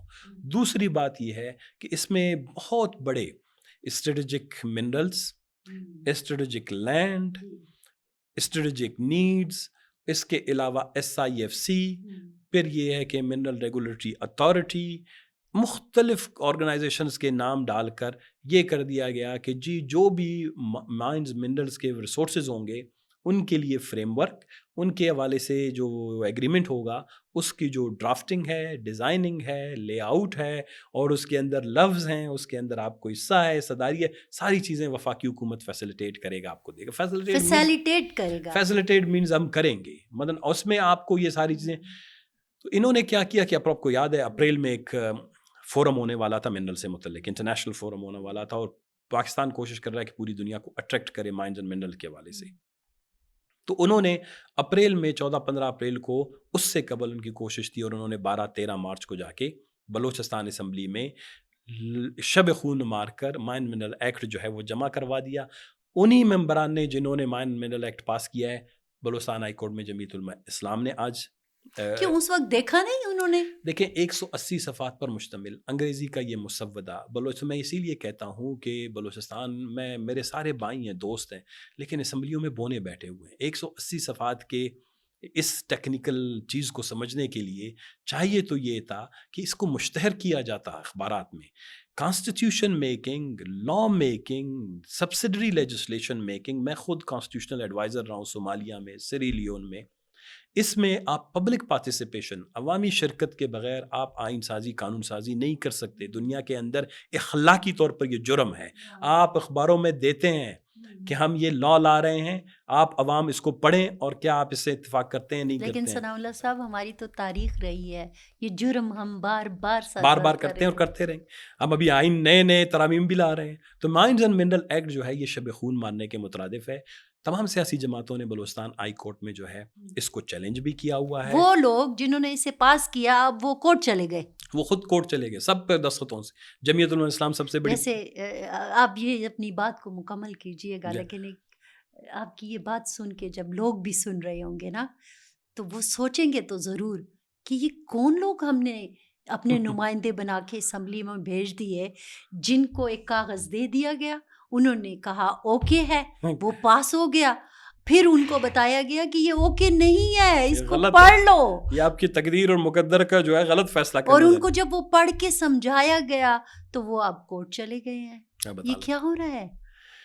یہ بڑی میں اسی لیے کہتا ہوں کہ اسمبلیاں اس طرح کی بونے اسمبلیاں اسی لیے بنائی جاتی ہیں کہ ان سے اس طرح کے کالے قوانین، ڈریکونین لاز پاس کروائے جائیں. بلوچستان بدقسمت صوبہ ہے. 1.5 سال میں مائنز اینڈ منرل ایکٹ جو بلوچستان کے آنے والی نسلوں کے لیے تباہی و بربادی کا باعث ہے منظور کروایا گیا. اینٹی ٹیررزم ایکٹ جو بلوچستان کے اندر سب سے زیادہ ڈریکونین کنفیوز لا ہے، جس میں کنسنٹریشن کیمپس کی جو ہے براہ راست بات کی گئی ہے کہ ہم ایسے ڈیٹینشن سینٹر بنائیں گے، مطلب وہ جیل نہیں ہوگا. مناسب نہیں ہے کہنا. یہ وہی ہے جو کالونیل پیریڈ میں کنسنٹریشن کیمپ جرمن نازی میں بنائے گئے، جب انہوں نے کہا کہ یہ لوگ نان پسند ہیں، ان کی سیاسی تربیت کرنی چاہیے، ان کی نسلی تربیت کرنی چاہیے، ان کی نسلیں درست کرنی چاہیے. ان کو مختلف کیمپس بنا کے جو ہے لے جایا گیا، کچھ کو مار دیا گیا، کچھ بچ کے نکل گئے. اس طرح کی چیز ہو رہی ہے. یہ کنسنٹریشن کیمپ کا ماڈرن ورژن ہے. اس کے اندر اگر خدا نخواستہ یہ اپنے آب و تاب کے ساتھ اس پہ اگر عمل درآمد ہوتا ہے، اور یقیناً کسی نہ کسی دن ہوگا، یہ ابھی پاس ہو گیا. یہ بلوچستان اسمبلی نے پاس کروا دیا. تیسری بات یہ ہے کہ mines mineral act, anti terrorism act, اس کے علاوہ بلوچستان میں پی پی ایل کے ساتھ جو معاہدہ ہے جس کا میں نے ذکر کیا کہ 2,500-3,000 ارب روپے، کیونکہ بلوچستان کا اس وقت تقریباً ہمارے پاس 7.6 ٹریلین کیوبک فٹ گیس ابھی بھی موجود ہے بلوچستان میں. تو اس کی جو ویلیو بنتی ہے وہ اس وقت بھی اگر انٹرنیشنلی آپ گیس پرائس دیکھ لیں وہ $4 سے $8 ایوریج رینج کرتا ہے مختلف ملکوں میں. آپ اگر اس کو $6 پر بھی لگا لیں تو یہ 7.6 ٹریلین کا یہ تقریباً 80-90 بلین ڈالر جو ہے یہ ورتھ کی گیس اس وقت پڑی ہوئی ہے. اور آپ نے اس کے ساتھ معاہدہ کیا ہے، اس میں آپ نے بلوچستان کی اس گیس کے حوالے سے، اس کی ویلڈ پرائس کے حوالے سے، پاکستان پیٹرولیم لمیٹڈ میں آرٹیکل 172(3) کے تحت ہمارے 50% شیئر کے حوالے سے، مینجمنٹ کے حوالے سے کوئی بات نہیں کی. ادھر جا کے لے لیا، 30 ارب روپے خزانے میں آ گئے، 30 ارب روپے اگلے دن ٹینڈر ہو گئے 2-4 جعلی روڈوں کی صورت میں. یہ بلوچستان کے اندر ہوا. یہ 3-4 چیزیں 1.5 سال میں بلوچستان میں اور یہ کانسٹیٹیوشنل اسمبلی کر رہی ہے. کس نے کہا کانسٹیٹیوشنل ہے؟ کانسٹیٹیوشنل اسمبلی ایسی نہیں کرتی ہیں. یہ ایک فساد ہے، ایک ڈمی، ایک دکھاوا ہے.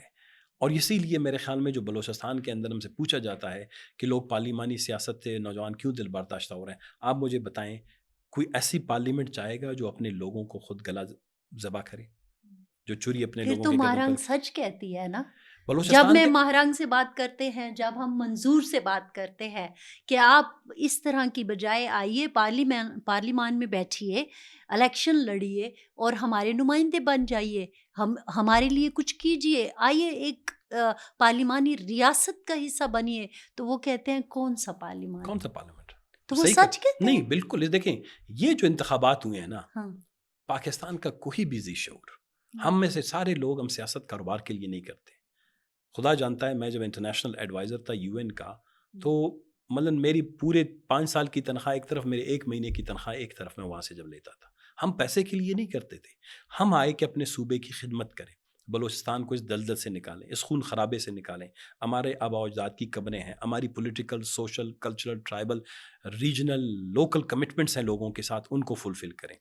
لیکن اب جب انہوں نے اس کو کاروبار بنا دیا ہے، سیٹیں بکتی ہیں دکانوں کی طرح، جس طرح نیلامی ہوتی ہے مختلف عہدوں کی، پھر اس کے بعد وزارتوں کی نیلامی ہوتی ہے، پھر اس کے بعد بلوچستان کے اندر جو سب سے اخلاقی طور پر، علمی طور پر معاشرے کے اندر کمزور ترین افراد ہیں، ان کو جو ہے آپ سیڑھی فراہم کر کے اسمبلیوں میں لے جاتے ہیں، بٹھاتے ہیں، بہت بڑی طاقتور طبقے. تو آپ کے خیال میں بلوچستان یا خیبر پختونخوا یا ایون پاکستان کے میں کہیں بھی کوئی سنجیدہ شخص اب سیاست کی طرف آنے کا سوچے گا نہیں. تو یہ جو ہے یہ انتہائی وہ کیا کہتے ہیں خطرناک ٹرینڈ ہے، اور اس کو شاید یہ لوگ اسیس نہیں کرتے فار شارٹ ٹرم بینیفٹس کے لیے کہ جی ہمارے ساتھ کمزور اسمبلیاں ہوں گی تو کچھ قانون سازی کروائیں گے، یہ کروائیں گے. لیکن وہ کبھی شاید یہ سوچتے بھی نہیں ہیں کہ جو ایک بہت بڑا طبقہ جو باغی ہو رہا ہے اس ریاست سے، اس کے پیچھے یہ سارے اقدامات جو غیر قانونی، غیر آئینی، غیر انسانی، غیر اخلاقی، دھاندلی سے بھرپور آپ کے اقدامات ہیں، یہ بھی بہت بڑی وجہ ہیں لوگوں کو ریاستی اداروں سے متنفر کرنے اور ان کے خلاف علم بغاوت تو بلند کرنے آپ کا. جیسے مینگل صاحب جیسے لوگ اسی طرح ہیں، ابھی بھی سینکڑوں ہیں، ٹھیک ہے، پاکستان میں جو پارلیمان کی بالادستی چاہتے ہیں، جو اصل میں پارلیمنٹ ہی مین ادارہ ہے نا، باقی کیا ہے. تو وہ لوگ پھر کیا کر رہے ہیں؟ آپ نے اتنا طویل دھرنا بھی دیا، سارا کچھ ہوا، پھر اس کے بعد کیا ہوا؟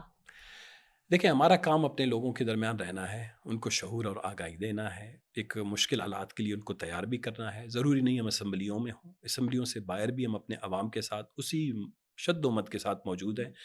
اس دھرنے نے ثابت کیا جب BYC کی قیادت کو انہوں نے مقید کیا، قید کیا 3 MPO کے تحت غیر قانونی طور پر، انسانی حقوق کے مسائل حل کرنے کی بجائے جس میں لاپتہ افراد کا ہے ان پہ کوئی سنجیدہ گفت و شنید یا عمل درآمد کرنے کی بجائے مزید تیزی اس میں لائی گئی. تو یہ ہمارا فرض ہے. ہمیں جب کوئٹہ داخل ہونے نہیں دیا گیا تو ہم وہاں سے پھر ہم نے پورے بلوچستان کا ٹور کیا. ہم نے جو 1.5-2 مہینے میں جو سوشل پولیٹیکل یا اس کو کہتے ہیں سماجی، سیاسی، معاشی، شعوری جو کام کیا ہے وہ شاید کوئی آنے والے 10 سالوں میں نہیں کر سکتا تھا جو ہم نے 4 مہینے 5 مہینے میں کیا. جس کو آپ شعوری کام کہہ رہے ہیں، اسلام آباد میں اس کو بغاوت کہا جاتا ہے، پتہ ہے آپ کو؟ اسلام آباد والے ہماری اور آپ کی کسی بھی بات کو ہم جتنا بھی قانون اور آئین کے دائرے میں، بلکہ یہ جو آرٹیکلز میں آپ کو الفیہ بتاؤں گا، اسلام آباد میں یہاں جتنے ہمارے مقتدرہ بابو شابو بیٹھے ہیں، ہوں، آئین کے جتنے آرٹیکلز اور ان پہ ایک ایک چیز جتنا ہمیں یاد ہو گیا ہے، اس ملک کے آئین کو جس خوبصورتی کے ساتھ ہم بیان کرتے ہیں وہ شاید نہیں کر سکتے، ان کو پتہ بھی نہیں کیا ہے۔ تو وفاداری کیا ہوتا ہے؟ وفاداری آئین ہے۔ اگر میں آئین کے دائرے میں آئین کے چیپٹرز، آئین کے آرٹیکلز، آئین میں دیے گئے جو تحفظات ہیں، سیف گارڈز ہیں صوبوں سے متعلق، اگر ہم ان سے متعلق بات کرتے ہیں، اگر یہ غداری ہے تو یہ تو بڑی اچھی بات ہے، یہ والے سرٹیفکیٹ بنا کے دے دیں بڑے بڑے سے، ہم اپنے گھروں میں لگا لیں، ہمیں اس سے کوئی اعتراض ہی نہیں ہے۔ ہم اس طرح کی غداری اپنے عوام کے لیے، قوم کے لیے، لیکن ہم ان غداروں میں شامل ہونا نہیں چاہتے جو اپنے عوام کی گردن پر چوری رکھ کر ان کے احساسات، جذبات، ان کا مستقبل جو ہے داؤ پر لگائیں۔ آپ نے کئی سال پہلے ایک آرٹیکل لکھا تھا، وہ میں کہیں پڑھ رہی تھی۔ آپ نے کہا کہ بلوچوں کی سماجی اور اقتصادی حالت زار کے بارے میں کچھ چیزیں جو ہیں وہ اگر کوئی رپورٹ کرنا چاہے یا اس پر تجزیہ کرنا چاہے تو وہ نہیں کر سکتا، کیونکہ اسلام آباد نے کامیابی کے ساتھ بلوچستان کو ایک بلیک ہول میں تبدیل کر دیا ہے۔ پتہ ہے جب میں یہ آپ کا آرٹیکل جو ہے نا، میرے خیال میں 2003 یا اس طرح کا ہے، یہ میرے خیال میں شاید 2011-12 کا ہے، شاید ہوگا 2011-12 کا ہے۔ دا بلیک بلوچستان بلیک ہول۔ میں ہاں، نے اچھا، تو سوال میرا یہ تھا کہ یہ آپ کا بہت مطلب ایک ڈیکیڈ تقریباً ہو گیا کہ یہ تقریباً آرٹیکل آپ نے لکھا تھا۔ آج بھی جب میں سچویشن دیکھتی ہوں تو اس سے بھی ورس مجھے نظر آتی ہے۔ آپ کو کیا دکھتا ہے؟ بہت زیادہ ورسٹ ہوتا جا رہا ہے، بہت زیادہ مشکل ہوتا جا رہا ہے۔ جو گھٹن ہے وہ پہلے سے زیادہ بڑھ گیا ہے۔ مجھے اتنا یاد ہے کہ جب میں جنرل مشرف کے دور میں یہاں سینیٹر تھا، گو کہ مشکلات بہت زیادہ تھیں، لیکن سینٹ آف پاکستان میں کھڑے ہو کر میاں محمد سمرو صاحب چیئرمین سینٹ ہوا کرتے تھے، میں مکمل جو ہے بلا خوف و خطر جو ہے بلوچستان کی تمام باتیں کرتا تھا، جو ابھی تک ریکارڈ میں ہے، پڑا ہوا ہے ریکارڈ۔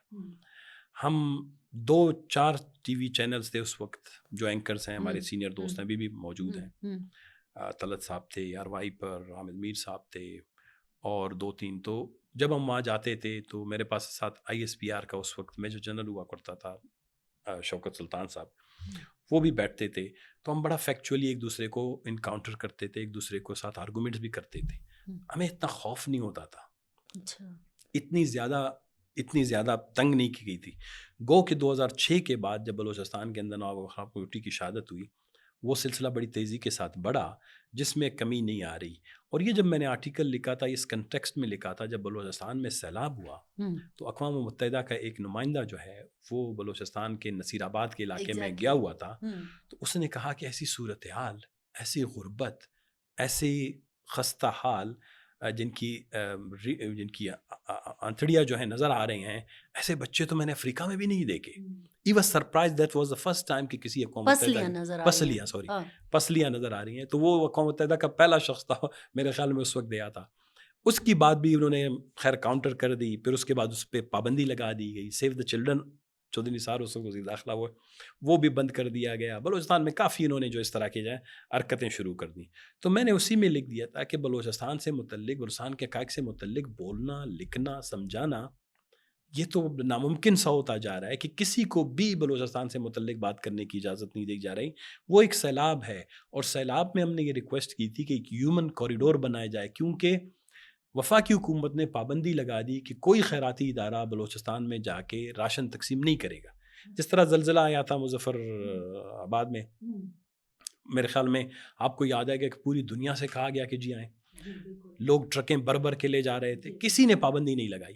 لیکن بلوچستان میں جب کبھی قدرتی آفت بھی آتا ہے تو وہ بھی مانیٹر ہوتا ہے، وہ بھی کنٹرول ہوتا ہے، کمبل بھی کنٹرول ہوتے ہیں، راشن بھی کنٹرول ہوتا ہے، گھی، چینی، چاول کسی کے گھر پہنچانا ہے۔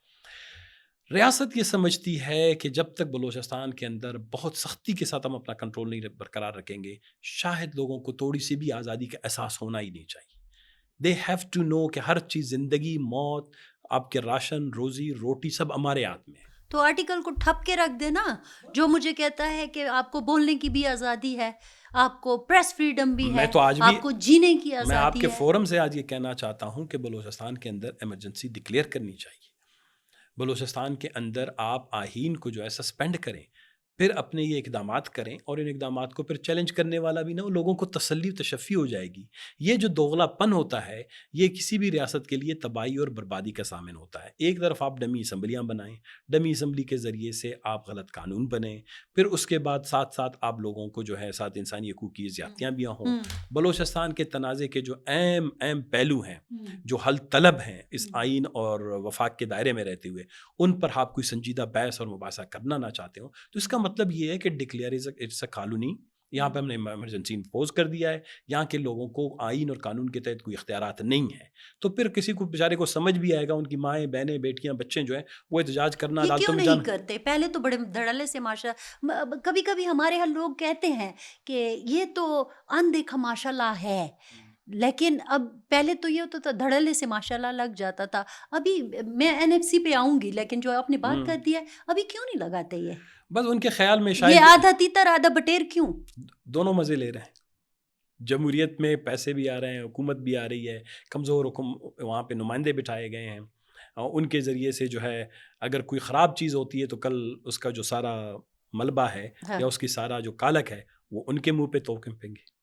اچھا، تو یہاں بھی ڈبل گیم ہو رہی ہے۔ یہاں پر بھی کل تو تاریخ میں تو کوئی تو کچھ تو لکھے گا نا، کچھ لوگ تاریخ دان اچھے بھی ہوں گے، کچھ برے ہوں گے، کچھ زیادہ ڈیپلی تحقیق کریں گے کہ کون تھا اس کے پیچھے۔ تو میرے خیال میں ایک ملک کے اندر اس طرح کا پالیسی، اس طرح کی دوغلی پالیسی نہیں ہونی چاہیے۔ If we are part of federation, ہم چاہتے ہیں ملک آگے بڑھے، مسائل حل ہوں، استحکام آئے، لوگوں کی یہ کدورتیں ختم ہو جائیں اور لوگوں کو ہم جانور سمجھنا چھوڑ دیں، I think there is a way out. لیکن مسئلہ لیکن یہ ہم ہے، تو آپ کو اور ہمیں پختونخوا، وہ کبھی کبھی میں کہتی ہوں تیرا غم میرا غم ایک جیسا صنم، ہم دونوں کی ایک کہانی۔ آپ کو بھی NFC کا مسئلہ ہے، ہمیں بھی NFC کا مسئلہ ہے، کہہ کہہ کے تھک گیا پختونخوا۔ بلوچستان کیا کہہ رہا ہے؟ دیکھیں افسانہ بی بی، میں NFC میں جانے سے پہلے آپ کو، ہم پوری دنیا میں، پاکستان میں اس وقت جتنے بھی، ابھی ریسنٹلی ہم نے ایک جنگ لڑی، ہم میزائلوں کے نام ہمیں یاد ہو گئے، ہمیں اینٹی جو ڈیفنس سسٹمز ہیں S-400 کے نام یاد ہو گئے، میزائلوں کے نام یاد ہو گئے، جہازوں کے نام سارے بچوں تک کو یاد ہو گئے، اور ہم چاہتے ہیں کہ پوری دنیا میں جو بھی اچھی چیزیں ہیں اس کو ریپلیکیٹ کریں، اس کو کاپی کریں، یا اس کا کم از کم نیم البدل ہمارے پاس بھی ہونا چاہیے۔ انڈیا ہمارا ہمسایہ ملک ہے، 100 اختلافات، ہم کوئی نہ ہماری نہ کوئی نظریاتی ان سے نہ وابستگیاں ہیں، نہ ان کے کوئی سیاسی ماڈل ہمارا اور ان کا ایک ہے کیونکہ انگریز کا دیا ہوا ہے۔ وہاں پر ان کے جو آئین کے مطابق نیشنل فائنانس کمیشن ہے، وہ ہر 5 سال پہ ایک گھنٹہ ضائع کیے بغیر وہ کانسٹیٹیوٹ ہوتا ہے، اپنا کام جاری رکھتا ہے، اور یہ ان کا 15واں نیشنل فائنانس کمیشن ہے جو بنا ہے، اور جو وسائل کی منصفانہ تقسیم کو، تاکہ کسی بھی اسٹیٹ میں 28 کے قریب جن کی ریاستیں ہیں، کسی بھی ریاست میں یہ تفاوت جو ہے، یہ اس کو کوشش کر رہے ہیں کہ جلد از جلد اس کو ختم کریں، تاکہ جو وہاں پر جو سوشل انریسٹ ہے، پولیٹیکل انریسٹ ہے، کبھی موجود ہوتے تھے شد و مت کے ساتھ، وہ اب کم ہوتے جا رہے ہیں ماں سوائے کشمیر کے۔ تو انہوں نے کیا کیا کہ وہ اپنا ایک انہوں نے ماڈل بنایا، انہوں نے آسٹریلیا سے، کینیڈا سے، جنوبی افریقہ سے مختلف ماڈلز بورو کر کے ایک ہائبرڈ سا نیشنل فائنانس کمیشن کا فارمولا ڈیولپ کیا جو انٹرنیشنلی ویل ریکگنائزڈ ہے۔ وہ فارمولا یہ ہے کہ 45% رقم جو ہے، جو وفاق میں جتنی بھی رقم آئے گی، وہ ڈسٹنس، انکم ڈسٹنس، آمدنی کے درمیان فرق کو جو ہے ایک کرائٹیریا بنا کے 45% اس کے لیے مختص کر دی، 15% رقبے کے لیے، 15% آبادی کے لیے، 10% جو ہے انوائرمنٹ کے لیے، اپنا اس کے لیے فارسٹ کے لیے، 12.5% ڈیموگرافک ڈیویڈنڈ، یعنی جو صوبہ اپنی آبادی جو ہے تھوڑا گریجولی کم کرتا جائے، کیونکہ آبادی کا وہاں بھی مسئلہ ہے۔ 2.5% انہوں نے رکھ دیا ہے وسائل کی جو جنریشن ہے، ریونیو جنریشن ہے، یعنی ٹیکسز کی ہے۔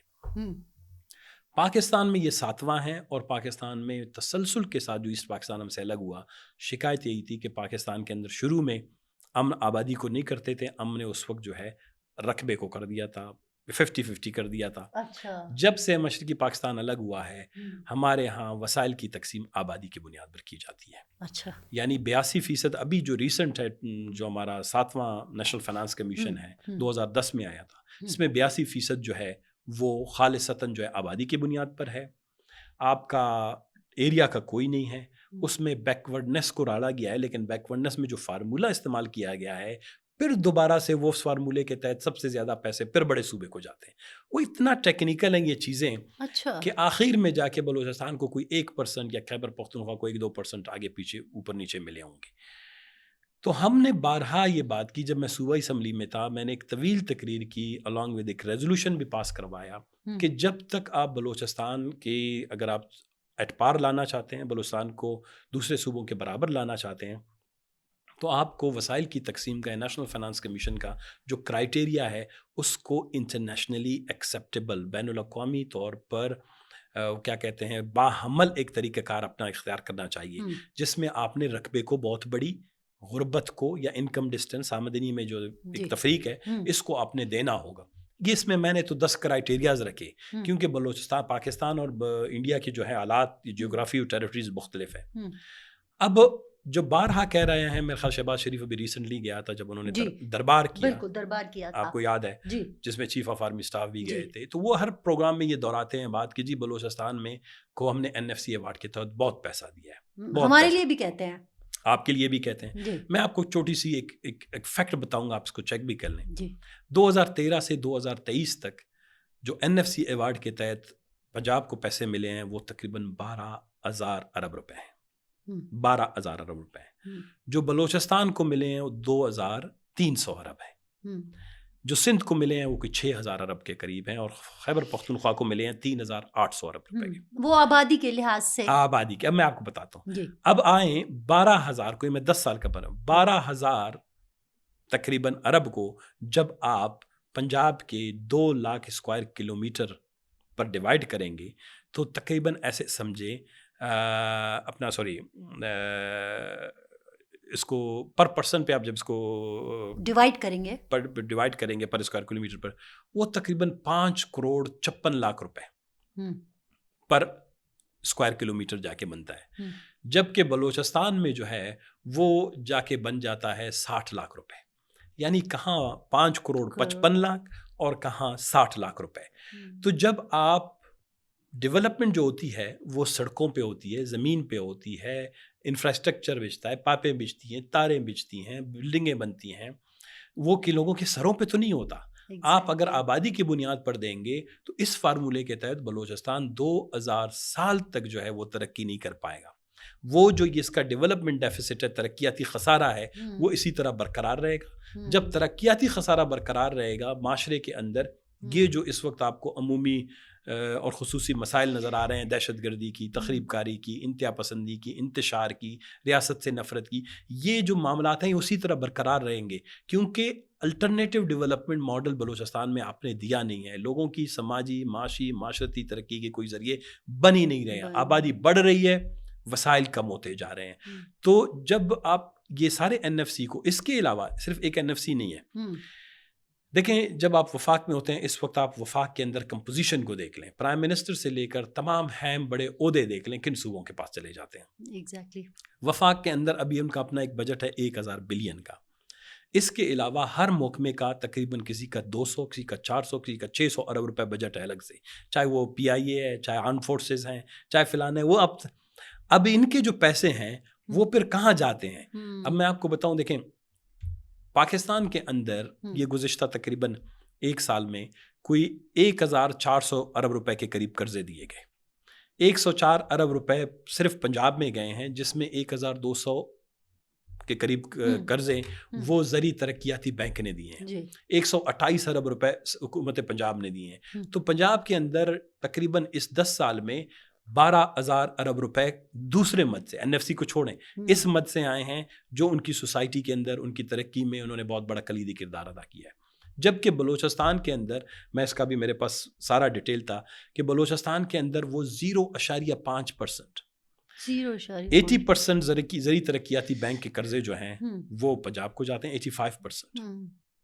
اس کے علاوہ 10% سندھ کو، 6% جو ہے وہ آپ کے خیبر پختونخوا کو، 0.5% یعنی آدھے % سے بھی کم وہ بلوچستان کو جاتے ہیں. تو جو ڈیولپمنٹ ہوتی ہے وہ صرف NFC کے پیسے سے وہ تو ہمارے سماجی ریپیئر، سوشل ریپیئر کے کاموں میں بھی چلے جاتے جی ہیں، تنخواہوں میں چلے جاتے ہیں، نان ڈیولپمنٹ کا جو ہمارا ایکسپینڈیچرز ہے اس جی میں چلے جاتے ہیں، جی اور پھر صوبہ تقریباً ہر وقت ہمارا صوبہ وہ ڈیفیسٹ کا بجٹ پیش کرتا ہے. تو یہ جو لوگوں کے آنکھوں میں دھول جھونکنے کی بات ہے کہ جی میں NFC ایوارڈ سے آپ کو اتنے پیسے دے رہے ہیں، بلوچستان کو ترقی کرنی چاہیے، یہ بات وزیر اعظم نے بھی کی، پنجاب کے بہت بڑے کچھ سیاستدانوں نے بھی یہ بات زرداری صاحب جب آئے تھے تو انہوں نے ایک بہت بڑے پیکج کا اعلان کیا تھا، وہ کیا تھا؟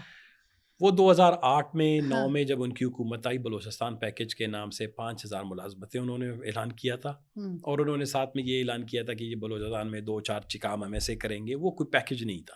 ٹو بی ویری آنیسٹ، جب کوئی بھی حکمران کسی بھی ضلع میں، صوبے میں، علاقے میں جاتا ہے، کوئی بہت بڑے بڑے دعوے تو کرتا ہے، ہم، لیکن وہ کوئی پیکج نہیں تھا.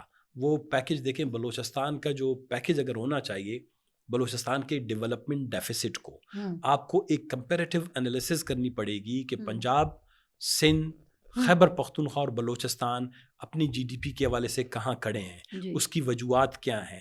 اس کے بعد آپ بلوچستان کو یہ زکوٰۃ خیرات نہ دیں، 5000 نوکریاں، 200 ارب روپے ڈیمز کی مد میں، نہیں، یہ ہمیں ضرورت نہیں ہے. ہم آپ کو اپنا ڈیولپمنٹ ڈیفیسٹ کا جو ہے نقشہ پیش کریں گے، ہم، پھر آپ بلوچستان کے لیے 30 سالہ مارشل پلان بنائیں. ہم، آپ فیڈرل بجٹ میں خیبر پختونخوا کے پسماندہ ترین علاقے جو ایون ڈیولپمنٹ انڈیکس میں سب سے نیچے ہیں، جو ملٹی ڈائمینشنل پاورٹی انڈیکس میں نے کہا نیچے ہیں، ہم، ان کو، بلوچستان کو، ان کو آپ سب کو مد نظر رکھ کے 30 سال کا ایک مارشل پلان بنائیں. اس مارشل پلان میں آپ کی تمام تر ترجیح ہونی چاہیے، چاہے وہ NFC ہو، چاہے ڈپارٹمنٹس کے جو بجٹس ہوں، ان کے پروگرام ہوں، ان کے پروجیکٹ ہوں، وہ بلوچستان کو اور خیبر پختونخوا کے پسماندہ ترین علاقوں، بشمول پنجاب کے جو پسماندہ ترین علاقے ان میں جائیں گے. آپ کو اپنا ری تھنک کرنا پڑے گا ڈیولپمنٹ اسٹریٹجی. لیکن اگر آپ آپ نے تو خود کہا کہ وہ ری تھنک کرنا ہی نہیں چاہتے، کیونکہ وہ چاہتے ہیں کہ ان کو ایسے کر کے رکھو تاکہ ان کو عقل اور شعور اور ان چیزوں سے آری رکھو. انہیں مارنگ اچھی نہیں لگتی. جب مارنگ کہتی ہے نا کہ میرا حق مجھے دو، جب منظور کہتا ہے کہ میرا حق مجھے دو، انہیں اچھا نہیں لگتا. وہ تو ان کو جیلوں میں بند کر دیتے ہیں. یہ بدقسمتی ہے، اگر میرے خیال میں یہ جو نوجوان نسل ہماری ابھی ہم، آئی ہے، ہم، ہمارے بچے ہیں، ہمارے بھائی ہیں، بیٹیاں ہیں، دیکھیں، یہ پاکستان کی انٹیلیجنشیا کے لیے، پاکستان کے مقتدرہ کے لیے، پاکستان کے اندر جو پاکستان کے اسٹیٹ کرافٹس کو، یہ اس کے ریاستی امور کو بہت نزدیک سے دیکھتے ہیں، سمجھتے ہیں، اور یا ان کو آگے درست کرنا چاہتے ہیں، ان کو ایسی آوازوں کو جو ہے نظر انداز نہیں کرنا چاہیے. بشمول بلوچستان میں جتنے آپ کو ایک انکلوسیو ہم، پولیٹیکل سسٹم ڈیولپ کرنا ہوگا. آپ جو ہے ایک اپنی مرضی اور منشا کے مطابق کا قومی نیشنلزم، آپ اپنی مرضی اور منشا کے مطابق کا ڈیولپمنٹ اپروچ، اپنی مرضی اور منشا کے مطابق کا ہیومن رائٹس کا اپروچ نہیں اپنا سکتے. ہم، انکلوسیو سے مراد یہ ہے کہ پاکستان کے اندر چاہے یہ کم تعداد قومیں ہیں، لیکن ہر قوم اگر تعداد میں کم ہے لیکن وہ اپنے جغرافی اور وسائل کے اعتبار سے دوسرے قوم پر باری ہے. ہم، آپ نے جب تک یکسوئی کے طور پر ان سب کو ایک برابر، ایک آنکھ سے نہیں دیکھا ہے، اس وقت تک آپ پاکستان کے مسائل ختم نہیں کر سکتے. آنے والے دنوں میں پاکستان کی مشکلات بہت بڑھیں گی. ابھی آپ کو ایک نظر تو آ رہا ہے، ہم، ایک کاسمیٹک سی، فینسی سی ایک ابھار ہے، خوشحالی ہے، لیکن پاکستان کے اندر آپ کو آنے والے 5-6-10 سال اور تکلیف دہ ملیں گے. اس کی بنیادی وجہ یہ ہے ہم، کہ قومیں صرف میڈیا چینلوں پر یا ٹویٹر پہ تو زندہ نہیں رہتی. ہاں بالکل. گراؤنڈ ریئلٹیز یہ ہیں ہم، کہ غربت بڑھ رہی ہے. جی. ابھی جو رپورٹ آئی ہے کہ پاکستان میں 44% جو ہے آبادی جو ہے ہم، وہ غربت کی لکیر سے نیچے زندگی گزار رہی ہے. جی. آپ کی انڈسٹریلائزیشن کم ہو گئی ہے، ہم، آپ کے سارے ریسورسز ختم ہوتے جا رہے ہیں، عوام پر بوجھ ٹیکسوں کا بڑھتا جا رہا ہے، لوگوں کی خرید و فروخت کی جو استطاعت ہے وہ ختم ہوتی جا رہی ہے. تو ایک انارکی، ایک کیوس، ایک سوشل انریسٹ از ویٹنگ. 1 سال میں آئے، آپ ایسا دیکھ رہے ہو؟ میں آپ کو لکھ کے دیتا ہوں، 2 سال میں آئے، 4 سال میں آئے. آپ سمجھتے ہیں کہ لوگ 8 روپے پیٹرول تو بڑھ گئی ہے، لیکن آپ کے خیال میں لوگ اس کو عزم کر گئے. مسئلہ یہ ہے کہ اتنی گھٹن ہے، اتنا چیزوں کو دبایا گیا ہے، جس دن بھی یہ جو پریشر ہے یہ ختم ہوگا، اتنی تیزی سے یہ جو ہے پش بیک کریں گے کہ آپ کو سوسائٹی کے اندر چیزوں کو سنبھالنا مشکل ہوگا. تو جو پھر یہ جو تنظیمیں ابھرتی ہیں جیسے BLA ہو گیا اور یہ سارا کچھ، آپ کو کیا لگتا ہے کہ یہ بلوچستان کی یہ جو ہے اس کو آپ کیسے دیکھتے ہیں کہ یہ واقعی یہ پاکستان دشمن تنظیمیں ہیں؟ آپ کو تو مطلب مہرنگ پہ بھی اعتراض ہے نا، تو پھر جو ہتھیار اٹھایا ہے جنہوں نے، وہ اس نہج پر کیسے پہنچے؟ تو میں نے آپ کو جو کہاوت شروع میں بتایا تھا کہ اگر آپ دو مردوں کے درمیان کہتے ہیں کہ تلوار کو جو اپنے میان میں رکھیں تو پھر ان کو گفت و شنید کی اجازت دیں، وہ اپنا معاملہ کہیں پہ تو حل کریں نا. پھر آپ گفت و شنید کی جگہ اسمبلیاں ہوتی ہیں، اچھی ڈیموکریٹک سسٹمز ہوتے ہیں، جوڈیشری ہوتی ہے، عدالتیں ہوتی ہیں، پریس کلب ہوتا ہے، میڈیا ہوتی ہے، لوگوں کی آواز ہوتی ہے. یہ ہوتا ہے. ضروری نہیں ہے جب ہم آپس میں بلوچستان کا وفاق کے ساتھ بہت بڑا جھگڑا ہے، آپ ان کی آواز بھی دبانا چاہتے ہیں سب کچھ، تو یقیناً پھر میان سے تلواریں نکلیں گی. اور بلوچستان کے اندر جو یہ ہے، ہم وائلنس کے، تشدد کے سخت مخالف ہیں. ہم میں اس اگر کے آپ سے ادھر ہی ایک بات پوچھ لوں، آپ کی بات چونکہ اسی طرف جا رہی ہے، کیا بلوچستان کا عام آدمی یہ جو ہتھیار اٹھائے ہوئے لوگ ہیں بلوچستان کے، ان کے ساتھ ہے؟ بلوچستان کا ہر آدمی وفاقی حکومت اور اس کی پالیسیوں سے نالاح اور ناراض ہے. یقیناً جب آپ ریاست، اس کی حکومت، اس کی پالیسیوں سے نالاح اور ناراض ہوں گے، جو بھی اس سے ناراض ہے اور ان کے خلاف عمل کرتا ہے، لوگوں کی ہمدردیاں ان کے ساتھ بنتی ہیں اور بڑھتی ہیں. یہ سوشل سائیکولوجیکل فیکٹ ہے، اس کو آپ نظر انداز نہیں کر سکتے. اس کو آپ جتنی چھپانے کی کوشش کریں، لوگوں کی ہمدردیاں ان طبقوں کے ساتھ بڑھتی ہیں جو اس ظلم کے خلاف، اس جبر کے خلاف جدوجہد کر رہی ہیں. تو یہ بات کیا آپ اسلام آباد کو سمجھ نہیں آ رہی؟ نہیں، اسلام آباد کو شاید سمجھ آتی ہے، اسلام آباد کو شاید یہ اچھی طرح کے سے علم ہے، اور شاید انہوں نے اسیس بھی کیا ہوا ہے کہ بلوچستان میں آپ بہت بڑی لوگوں کی جو ہے آپ سے جو نفرت ہے آپ کی پالیسیوں سے حوالے سے، وہ بہت زیادہ بڑھ گئی. اور پرٹیکولرلی یہ جو 2024 میں انہوں نے جو ڈرامہ کیا ہے، اس نے تو لوگوں کو اعتماد، ڈپٹی کمشنر، تحصیلدار، سیکٹریٹ، منسٹر، وزیر اعلیٰ، الیکشن کمیشن، آئین، عدالتوں نے جو بھی کام کیے ہیں، ان سب سے اٹھ گیا تو ہے. اس کے حل کے آپ لیے کیا کیا؟ پاکستان ہے کیا؟ دیکھیں، جی پاکستان ہے انہی اداروں پر مشتمل چیزوں کا نام. جی پاکستان تو کوئی مونولیتھک، کوئی ایک جگہ پر پڑی ہوئی بت تو نہیں ہے جس کو جی مانے یا نہ مانے. بالکل یہی بالکل. یہ ساری چیزیں پاکستان ہیں. تو یہ پاکستان ان لوگوں کو انصاف کیوں نہیں دیتا؟ یہ پاکستان کے یہ تمام ادارے مل کے لوگوں کے مسائل کو گفت و شنید کے ذریعے حل کیوں نہیں کرتے؟ پاکستان کا تو کیا آپ کو لگتا ہے کہ ان کو یہ سمجھ نہیں آ رہی ہے، یا وہ ہمارے ہی ایک پوڈ کاسٹ میں ایک محترم نے کہا کہ ریاست کا مسئلہ یہ ہے کہ اس کو پتہ ہی نہیں ہے کہ بلوچستان کا مسئلہ کیا ہے، لیکن آپ کہہ رہے ہیں کہ ان کو پتہ تو ہے، پتہ ہے ان کو. دیکھیں، ایک بہت بڑا جو یہاں کنفیوژن ہے، ہاں وہ یہ ہے کہ اس وقت جو ریاست کے اہم جو اسٹیٹ کرافٹس کے متعلق فیصلے کرتے ہیں، وہ ملازم ہیں، وہ سیاستدان نہیں ہے. ملازم جو ہے وہ اسائنمنٹ بیسڈ کام کرتا ہے، وہ نیشنل اسٹریٹجی، نیشنل معاملات کو اس ویژنری طور پر دیکھتا نہیں ہے. آپ اگر میرے ملازم ہیں، میں نے آپ کو اسائنمنٹ دی ہے، آپ نے 4 بندے لاپتہ کرنے ہیں، آپ کر لیں گے. اس کے علاوہ آپ کسی سے کوئی چونچرا نہیں کریں گے، پوچھیں گے نہیں. میں سیاستدان ہوں، مجھے کوئی آدمی کہے گا، میں پہلے جواز پوچھوں گا. بلوچستان ہمیشہ جو ہے، جب یہاں پہ حکومتیں بنتی ہیں، چاہے وہ خان صاحب کے وقت میں بنی، نواز شریف صاحب کے، یا بے نظیر بھٹو صاحبہ کی، بلوچستان جو ہے وہ اسٹریٹجکلی اس کو ایک الگ جو ہے نیشنل پالیسیوں سے، ڈیموکریٹک کانسٹیٹیوشنل فریم ورک اور پالیسی سے ہٹ کے اس کے لیے پالیسیاں بنتی ہیں. اسٹیبلشمنٹ اس کو اپنا ایک گیریجن پروونس سمجھتا ہے، ایک کنٹونمنٹ سمجھتا ہے، ایکسٹینڈڈ کنٹونمنٹ. وہاں پر وہ اپنی مرضی اور منشا کے مطابق کی پالیسیاں چاہتے ہیں. اور یہ سیاستدان چپ رہتے ہیں. دیکھیں، یہ آپ کو جب پورا پاکستان 2-3 صوبے مل جائیں گے، ایک چھوٹا سا صوبہ ہے غریب سا بڑا ہوا ہے، اس کی گیس آ رہی ہے، آپ کو مسئلہ نہیں، وہ کہیں گے گیس ہم ادھر تک پہنچا دیں گے، چاہے لوگوں کی گردن کاٹ کے لانی پڑے. اس کا کاپر نکال لیں گے، اس کا گولڈ نکال لیں گے، اس میں کوسٹ لائن پہ ہم چھوٹا سا پورٹ بنا بھی لیں گے، اس سے متعلق معاہدات بھی کریں گے. آپ کو اور چاہیے کیا؟ ووٹ بینک نہیں ہے. پاکستان کا جو فیڈرل فریم ورک ہے، اس میں بلوچستان کو ایسی حیثیت ہی نہیں دی گئی کہ جو پولیٹیشنز کے لیے، سیاست جماعتوں کے لیے درد سر بن سکے. یعنی 17 سیٹیں، 16 سیٹیں اگر کسی کو ملتی ہیں، نہیں ملتی ہیں، کوئی فرق نہیں پڑتا، لیکن وہ 17 سیٹیں بھی اسٹیبلشمنٹ اپنی مرضی اور منشا کے مطابق لوگ جتوا کر جس کی جولی میں ڈالنا چاہے ڈال دیتا ہے. جس طرح وہ فاٹا میں کرتے تھے سابقہ ادوار میں، کہ فاٹا کی جتنی بھی قومی اسمبلی اور سینٹ کی نشستیں ہوتی تھیں، جب بھی کوئی قانون سازی کرنی ہوتی تھی، تو بلوچستان کا جب تک پاکستان کا یہ فیڈرل فریم ورک ہے، اس میں بلوچستان کی ویٹیج، الیکٹرول ویٹیج، انتخابی وزن اس کا، پارلیمانی وزن اس کا، وفاقی وزن باقی صوبوں کے برابر نہیں لیا جاتا. اسی لیے تو ہم اس فیڈرل سسٹم کے بھی حق میں نہیں ہے کہ یہ بلوچستان کے مسائل کا مدعا نہیں ہے. یہ کوئی بھی پولیٹیکل ڈسکشن ہوئی تو ہم کو سمجھا دیں گے کہ یہ آپ کو جب تک فیڈرلزم کے ایک نئے ماڈل کی طرز پہ نہیں جانا ہے پھر پولیٹیکل پارٹیز ہون کریں گے، پولیٹیکل پارٹیز کی اونرشپ بڑھے گی بلوچستان سے حوالے سے. اوکے، ابھی یہ اب اگر تھوڑا سا میں آ جاؤں، آپ نے کسی انٹرویو میں کہا کہ بلوچستان میں بڑھتی ہوئی دہشت گردی گورننس کی بھی ناکامی ہے. ایک تو ادھر ہے نا، تو ادھر کبھی تو آپ نے کہا کہ گورننس ہے ہی نہیں. گورننس سے ہماری مراد ہوتی ہے گورننس رول آف لا ہے. اس میں رول آف لا بھی آتا ہے آپ کا، جی جی. اس میں حکمرانی بھی آتی ہے، ہوں، اچھی حکمرانی ہے، اس میں کرپشن بھی آتا ہے، اس میں آپ کا ایڈمنسٹریٹو سسٹم بھی آتا ہے، اس میں آپ کے سوشل سروسز بھی آتے ہیں. سوشل سروسز میں پھر ہیلتھ ہے، ایجوکیشن ہے، سوشل ویلفیئر، یہ ساری آتی.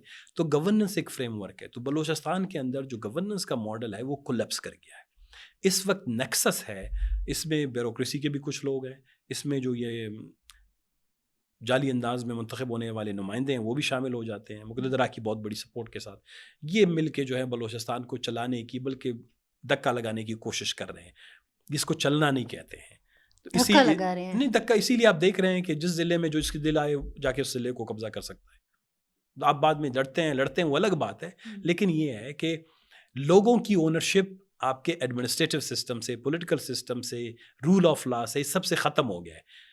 رول آف لا کیا ہے کہ آپ کی جوڈیشری ہے، قانون کے مطابق لوگوں کو ڈیل کرنا ہے، آئین کے مطابق ان کو قید و بند کی سزائیں دینی ہیں، ان کے ساتھ اس نے سلوک کرنا ہے، سزا و جزا کا ایک طریقہ کار رول آف لا میں دیا ہوتا ہے. تو گورننس ایک بہت بڑا فریم ورک ہے، وہ بلوچستان میں آلریڈی کولیپس کر گیا. ہمیں کچھ تصویریں، کچھ ویژول نظر آتے ہیں، جیسا کہ ہمارے مرج ایریا کے اور کچھ اضلاع کے، ایون کہ آپ تو خیر ڈیرہ اسماعیل خان کی سڑکوں پر بھی کوئی ہتھیار اٹھائے لوگ ہوتے ہیں، ٹھیک ہے. اسی طرح ہمیں بلوچستان میں بھی نظر آتے ہیں. کبھی کہتے ہیں کہ آج اس شہر کو، اس علاقے کو انہوں نے قبضہ کر لیا اتنے گھنٹوں کے لیے، کبھی اسی طرح دوسرے علاقے کے ویژولز آ جاتے ہیں. یہ ٹھیک ہوتا ہے؟ دیکھیں ٹھیک نہیں ہے نا. بلوچستان میں چیزیں ٹھیک ہوتی تو یہ نہیں ہوتا نا. تو ہم یہی کہہ رہے ہیں کہ بلوچستان میں معاملات ٹھیک نہیں ہیں. بلوچستان میں اگر معاملات ٹھیک ہوتے یہ آج سے 20 سال پہلے کیوں نہیں ہوئے؟ یہی ہتھیار بلوچوں کے پاس بھی تھے، یہی ہتھیار پشتونوں کے پاس بھی تھے. کیوں بلوچستان میں حالات اس قدر خراب نہیں تھے؟ بلوچستان میں مایوسی تھی، بلوچستان میں لوگوں میں بہت سے گلے شکوے تھے. وہ اپنے گلے شکووں کو آپ تک بہت سنجیدہ طریقے سے پہنچانے کی کوشش بھی کی، اپنے من پسند مرضی کے منشا کے مطابق ووٹ دے کے لوگ بھیجنے کی کوشش کی. لیکن آپ ان کی کوئی بات سننے کے لیے تیار نہیں ہے، ماننے کے لیے تیار نہیں ہے، بات کرنے کے لیے تیار نہیں ہے. تو میں نے نہیں کہا کہ اگر آپ سارے مکالمے کے دروازے بند کر دیتے ہیں، لوگ آپ کے ساتھ بات چیت کس طریقے سے کریں؟ تو جو ایک نوجوان نسل ہے اس نے بغاوت کر لی ہے، صرف ریاست سے نہیں، اس نے ہم سے بھی بغاوت کی ہے، اس نے سیاسی جماعتوں سے بھی بغاوت کی ہے، اس نے اس پارلیمانی نظام سے بھی بغاوت کی ہے.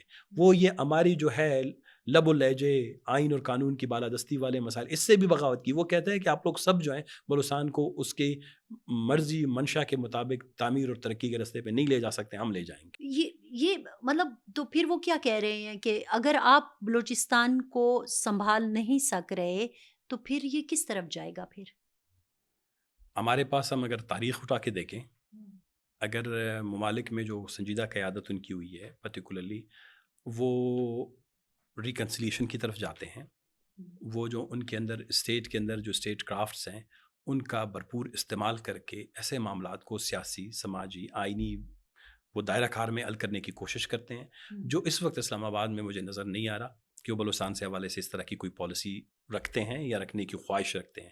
تو میرے خیال میں اگر ایسے مسائل حل نہیں ہوں گے تو ایسے تنازعات اور بھی مشکلات پیدا کرنے کا باعث بنیں گے، اور بھی زیادہ وہ کیا کہتے ہیں بلڈی اور خونی ہو جاتے ہیں. اور ان تنازعات اور تضادات کی وجہ سے اور زیادہ اموات ہوں گی، اور زیادہ لوگ لاپتہ ہوں گے، اور زیادہ گھروں میں جو ہے وہ انسانی نقصان ہوں گے. جتنا بھی نقصان بڑھتا جائے گا ریاست اور بلوچستان کے مابین اتنے ہی فاصلے بڑھتے جائیں گے. ہر گرتا ہوا خون کا قطرہ وہ بلوچستان اور اسلام آباد کے مابین فاصلے بڑھا رہا ہے. اس میں بے گناہ بھی مر رہے ہیں، اس میں شاید کچھ گناہ گار بھی ہوں گے، لیکن کیونکہ طریقہ کار اس طرح کا ہے کہ آپ نے آنکھیں بند کی ہوئی ہیں اور تلوار چلا رہے ہیں، اس میں آپ غریب، امیر، بیچارے، مجبور، بے گناہ سارے جو ہیں اس وقت جو اس کا شکار ہو رہے ہیں. لیکن ثناء اللہ صاحب المیہ تو یہ ہے کہ آپ پہاڑ پہ بیٹھے ہوئے لوگوں کو تو کہہ رہے ہو کہ یہ غدار ہیں، کوئی مکتی بانی کا معاملہ کر رہا ہے، کوئی ان کو مختلف ایجنٹس بتا رہا ہے، لیکن بات تو ان کے ساتھ تو چلو آپ بات نہیں کر رہے، لیکن آپ تو بات مہرنگ کے ساتھ بھی نہیں کر رہے نا۔ کسی کے ساتھ نہیں کریں گے۔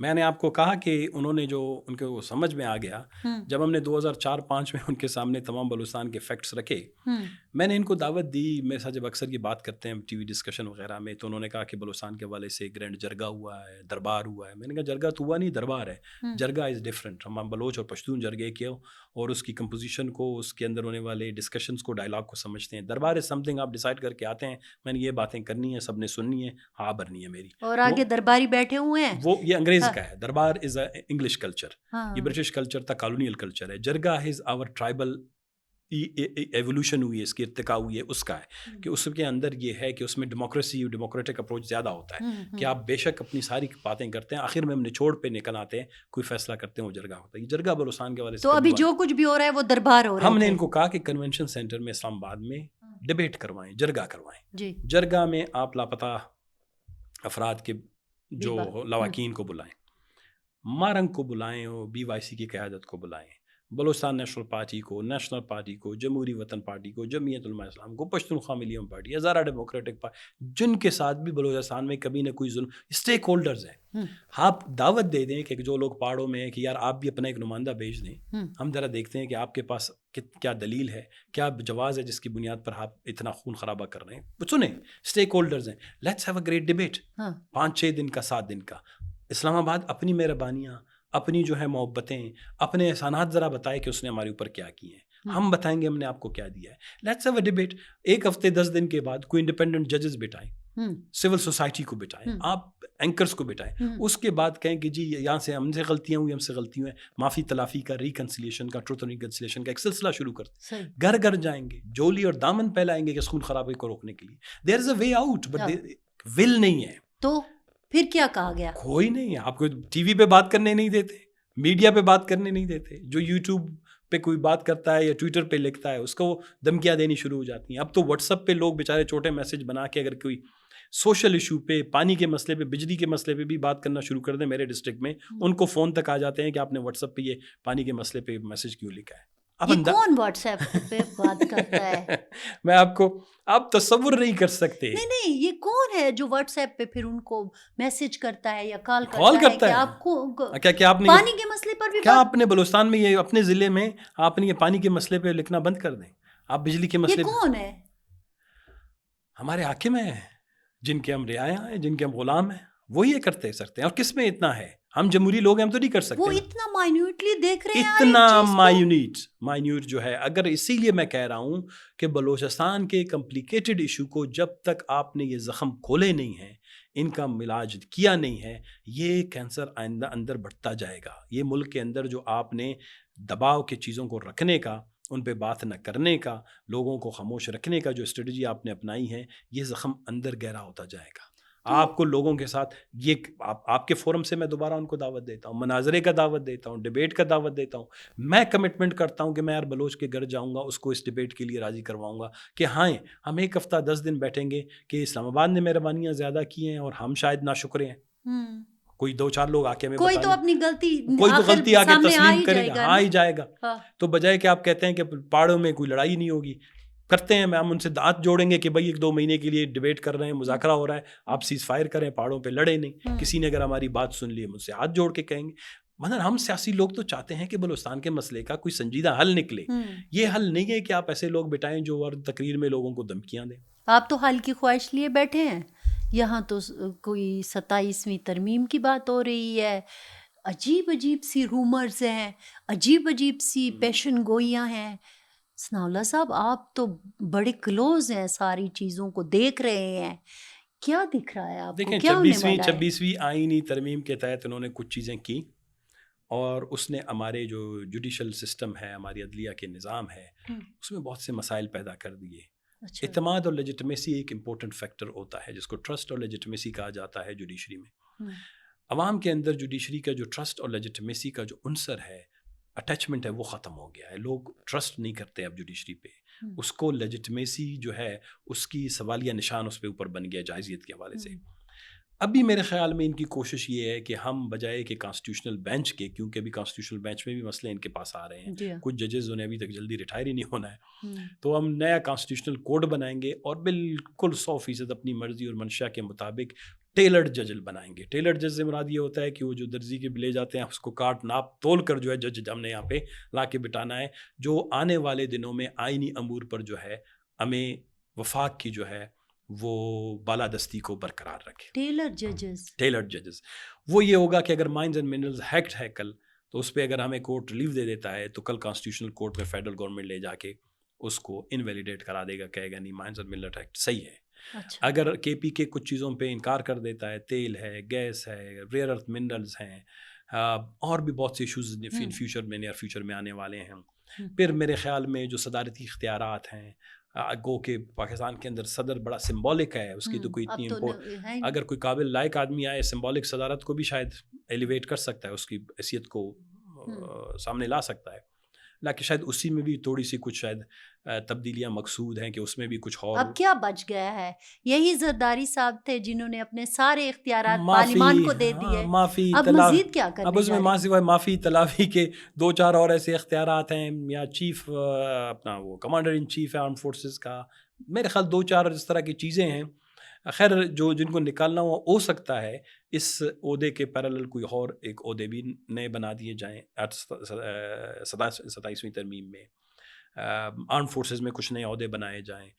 اور میرے خیال میں ساتھ میں جو 18ویں ترمیم جو میں کر نہیں سکتے ہیں، تو انڈو کرنے کے بجائے 18ویں ترمیم کے جو ان کو گریجولی جو ہے کسی اور لب لہجے میں لیگل بھی طریقے سے 18ویں ترمیم کے بہت سی چیزیں دوبارہ وفاقی حکومت کو دینے کی کوشش کی جائے گی، جس میں مجھے لگتا ہے کہ این ایف سی کی ری کانسٹیٹیوشن ہے، یا این ایف سی ایوارڈ میں جس طرح ابھی صوبوں کو حصہ دیا جاتا ہے 53%، تو وہ شاید کسی طریقے سے وفاق کے حصے کو زیادہ کرنے کی کوشش کی جائے گی، جو اب اس وقت ناممکن ہوتا جا رہا ہے، کیونکہ وہ این ایف سی ایوارڈ کے تحت کچھ ایسے قوانین ہیں جس کے تحت آپ گزشتہ ایوارڈ سے آپ متعلق جو ہے فیصلے جو تبدیل نہیں کر سکتے.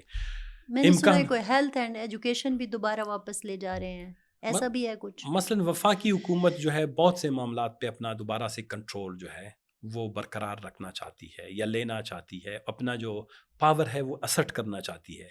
تو اس کے لیے ڈیفینیٹلی دے آر ورکنگ. بہت سی چیزیں ان کے ذہن میں ہیں، وہ لوگوں کو دیکھ رہے ہیں کہ لوگ اور سول سوسائٹی اس وقت بڑی کمزور بیٹھی ہوئی ہے، یوٹیوب چینلز پر پابندیاں لگائی گئی ہیں، میڈیا آسانی سے بات نہیں کر سکتا، عدالتوں سے ریلیف نہیں مل رہی، وفاقی حکومت اور پولیٹیکل پارٹیز. وفاقی حکومت آپ نے کہا کہ وفاقی حکومت یہ ساری چیزیں لے رہے اب واپس اپنے ہاتھ میں لینا چاہتی ہے. وفاقی حکومت بس آپ وفاق کا ایک سمبولک نام ہے جو وفاق اپنے ہاتھ میں لینا چاہتا ہے. وفاق اپنے ہاتھ میں. کبھی کبھی ایسا ہوتا ہے نا کہ سینٹر جملے ہمیں کنفیوز کر دیتے ہیں. میں سمجھنا چاہ رہی ہوں. لیکن سینٹر آپ اس کو نام سینٹر دے دیں، اگر ہم اس کو کہیں مرکز تو زیادہ بہتر ہوگا بجائے وفاقی حکومت کے. مرکز سب کچھ اپنے ہاتھ میں لینا چاہتا ہے، مرکز ساری چیزیں دوبارہ گریجولی، جن میں بھی کوئی بھی فائدہ ہے، مالی فائدہ ہے، معاشی فائدہ ہے، مستقبل قریب میں وہ جو ہے بہت بڑے معاشی مالی مفادات کے لیے ان کے اوپر بارگیننگ نیشنلی انٹرنیشنلی ہو سکتی ہے، ان چیزوں کو اپنے زیر اثر لانے کے لیے 27ویں اور 28ویں ترمیمز آپ کو آتی جائیں گی، کیونکہ 18ویں ترمیم کو ڈائریکٹلی انڈو کرنا مشکل ہے.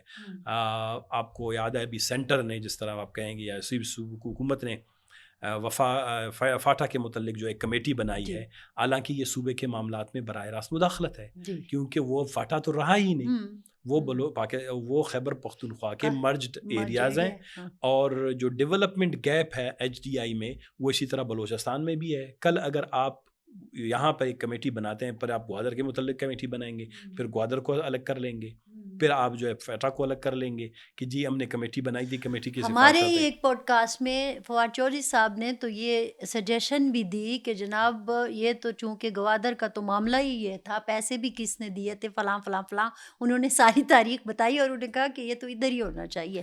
نہیں، ان کو میرے خیال تاریخ سے آگاہی نہیں ہے. میں نے گوادر کے ایک جلسے میں خطاب کر کے ان کو سمجھا بھی دیا تھا کہ آپ تاریخ پڑھیں، انگریز کی جو گزیٹیئرز ہیں بے شک وہ بھی اٹھا کے پڑھ لیں. آج کل تو گوگل اور چیٹ جی پی ٹی کی اور بھی سہولیات ہیں، آپ کو ڈاکومنٹس وغیرہ بھی مل جائیں گے. گوادر جو ہے وہ کبھی بھی عمان کے ساتھ نہیں تھا. گوادر سٹی کی جو رائلٹی تھی، رینٹ تھا، اسائلم سیکر کے طور پر جب وہ آیا تھا، اپنے بھائی سے اس کا جھگڑا ہوا، وہ ناراض ہو کے آیا، تو اس کو خان آف کلات نے وہاں پر وہ علاقہ دیا، اور اس کی روزمرہ کی ضروریات کے لیے وہاں کی رینٹ اور رائلٹی کے جو پس رقم تھی جو حاصل ہوتی تھی گوادر سٹی کی، وہ اس کو ملتا تھا تاکہ وہ اپنا گزر بسر کر سکے.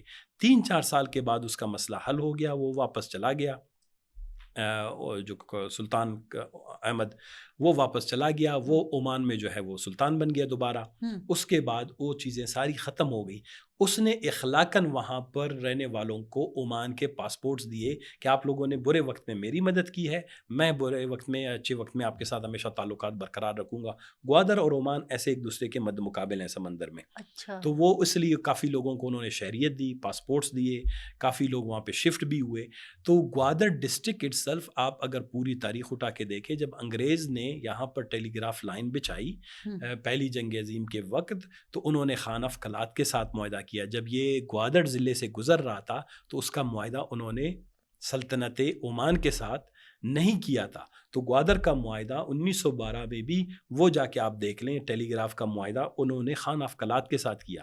ٹیلی گراف لائن پہ کی جو رائلٹی اور رقم تھی وہ بھی خان آف کلات کو جا کے ملتی تھی. تو پھر کیوں ہم نے رقم پے کی اس کو واپس لینے کے لیے؟ دیکھیں، جب اس نے، آپ ایسے سمجھیں کہ میں نے اپنا ایک اپارٹمنٹ ہے، پلاٹ ہے، میں بیچ دیتا ہوں، تو اس کے عوض اگر کوئی تھوڑی بہت رقم ملتی ہے. جب سٹی ہم نے اس کو دے دیا تھا، city Gwadar city it self, ہم نے ایک طریقے سے بلوچ ہیں، ہم تو ایک چیز دیتے ہیں پھر ہم زبردستی واپس تو نہیں لے سکتے کہ یار آپ ہمیں لکھ کے دے دو. حالانکہ ہم نے کوئی لکھ کے اس کو نہیں دیا تھا، لیکن وہ اس کو اخلاقی طور پر سمجھتا تھا یہ میرا دوسرا گھر ہے، میں اس کو جو ہے اس کو ترقی دوں گا، اس کو اپنے ساتھ برقرار رکھوں گا. مطلب وہی نہیں ہے کہ لے جاؤں گا. عمان کا جھنڈا کبھی بھی گوادر میں نہیں لگا. عمان کی فورسز گوادر میں کبھی ڈپلوائے نہیں ہوئی. 1958 میں اگر یہ کہتے ہیں کہ ہم نے پیسے دے کے لیے، آپ ایک مجھے چوکی دکھائیں، ایک پولیس اسٹیشن دکھائیں، ایک ایسی تصویر دکھائیں جس میں جو ہے گوادر میں عمان کا جھنڈا لگا ہوا تھا. Gwadar was part of Balochistan, Gwadar کے لوگ واز پارٹ آف بلوچستان، وہ بلوچستان کا حصہ تھے.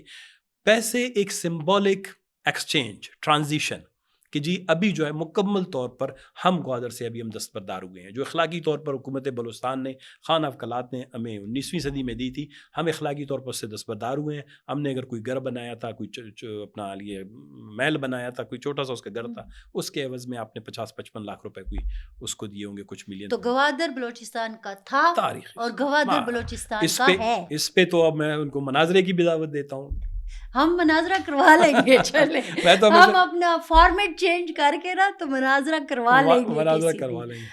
آخری، بالکل آخری بات، ثناء اللہ صاحب، کیا لگ رہا ہے کیا ہونے والا ہے؟ دیکھیں، اس وقت تو بہت ہی ہم ایک ایسے دور سے گزر رہے ہیں جہاں پر کافی مشکل ہو رہا ہے چیزوں کو پریڈکٹ کرنا. اچھا. لیکن ہم اتنا پریڈکٹ کر سکتے ہیں کہ پاکستان کی سیاست وہ درست سمت میں نہیں جا رہی. جمہوریت کی ترویج اور ترقی میں یہی ہوتا ہے کہ آپ کی سول سوسائٹی کے لیے اسپیس ہو، وہ گرو کرے، وہ ترقی کرے. سول سوسائٹی میں پولیٹیکل پارٹیز بھی آتی ہیں، میڈیا بھی آتا ہے، آپ کے سارے جو معاشرے کے اندر اہم جو ہمارے کمپوننٹس ہیں وہ اس میں آتے ہیں. وہ اس کو آپ نے بڑا گلا دبا کے رکھا ہوا ہے. اور جو تجربہ 2024 میں ہوا اور الیکشن کمیشن میں ابھی تک جس طرح کے حالات بنتے جا رہے ہیں جوڈیشری کا، تو یہ تمام سائنس جو ہیں، میں نے جس طرح پہلے آپ کو بتایا، پاکستان میں آنے والے سیاسی دنوں کے لیے کوئی بہت زیادہ مثبت انڈیکیٹرز نہیں ہیں.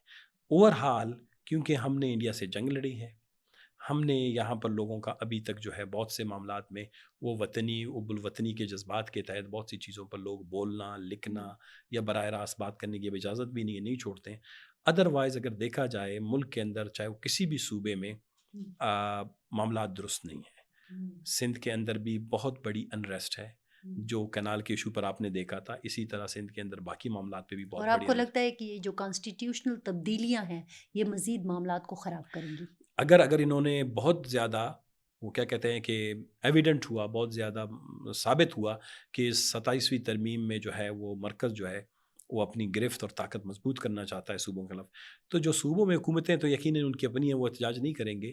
لیکن مجھے یقین ہے کہ خیبر پختونخوا، بلوچستان، سندھ سے بہت اسٹرانگلی اس کو رجسٹ کیا جائے گا. پنجاب آپ کہتے ہو کہ کام رہے گا کیونکہ وہ تو دیکھیں پنجاب کبھی بھی وکٹم نہیں رہا ہے.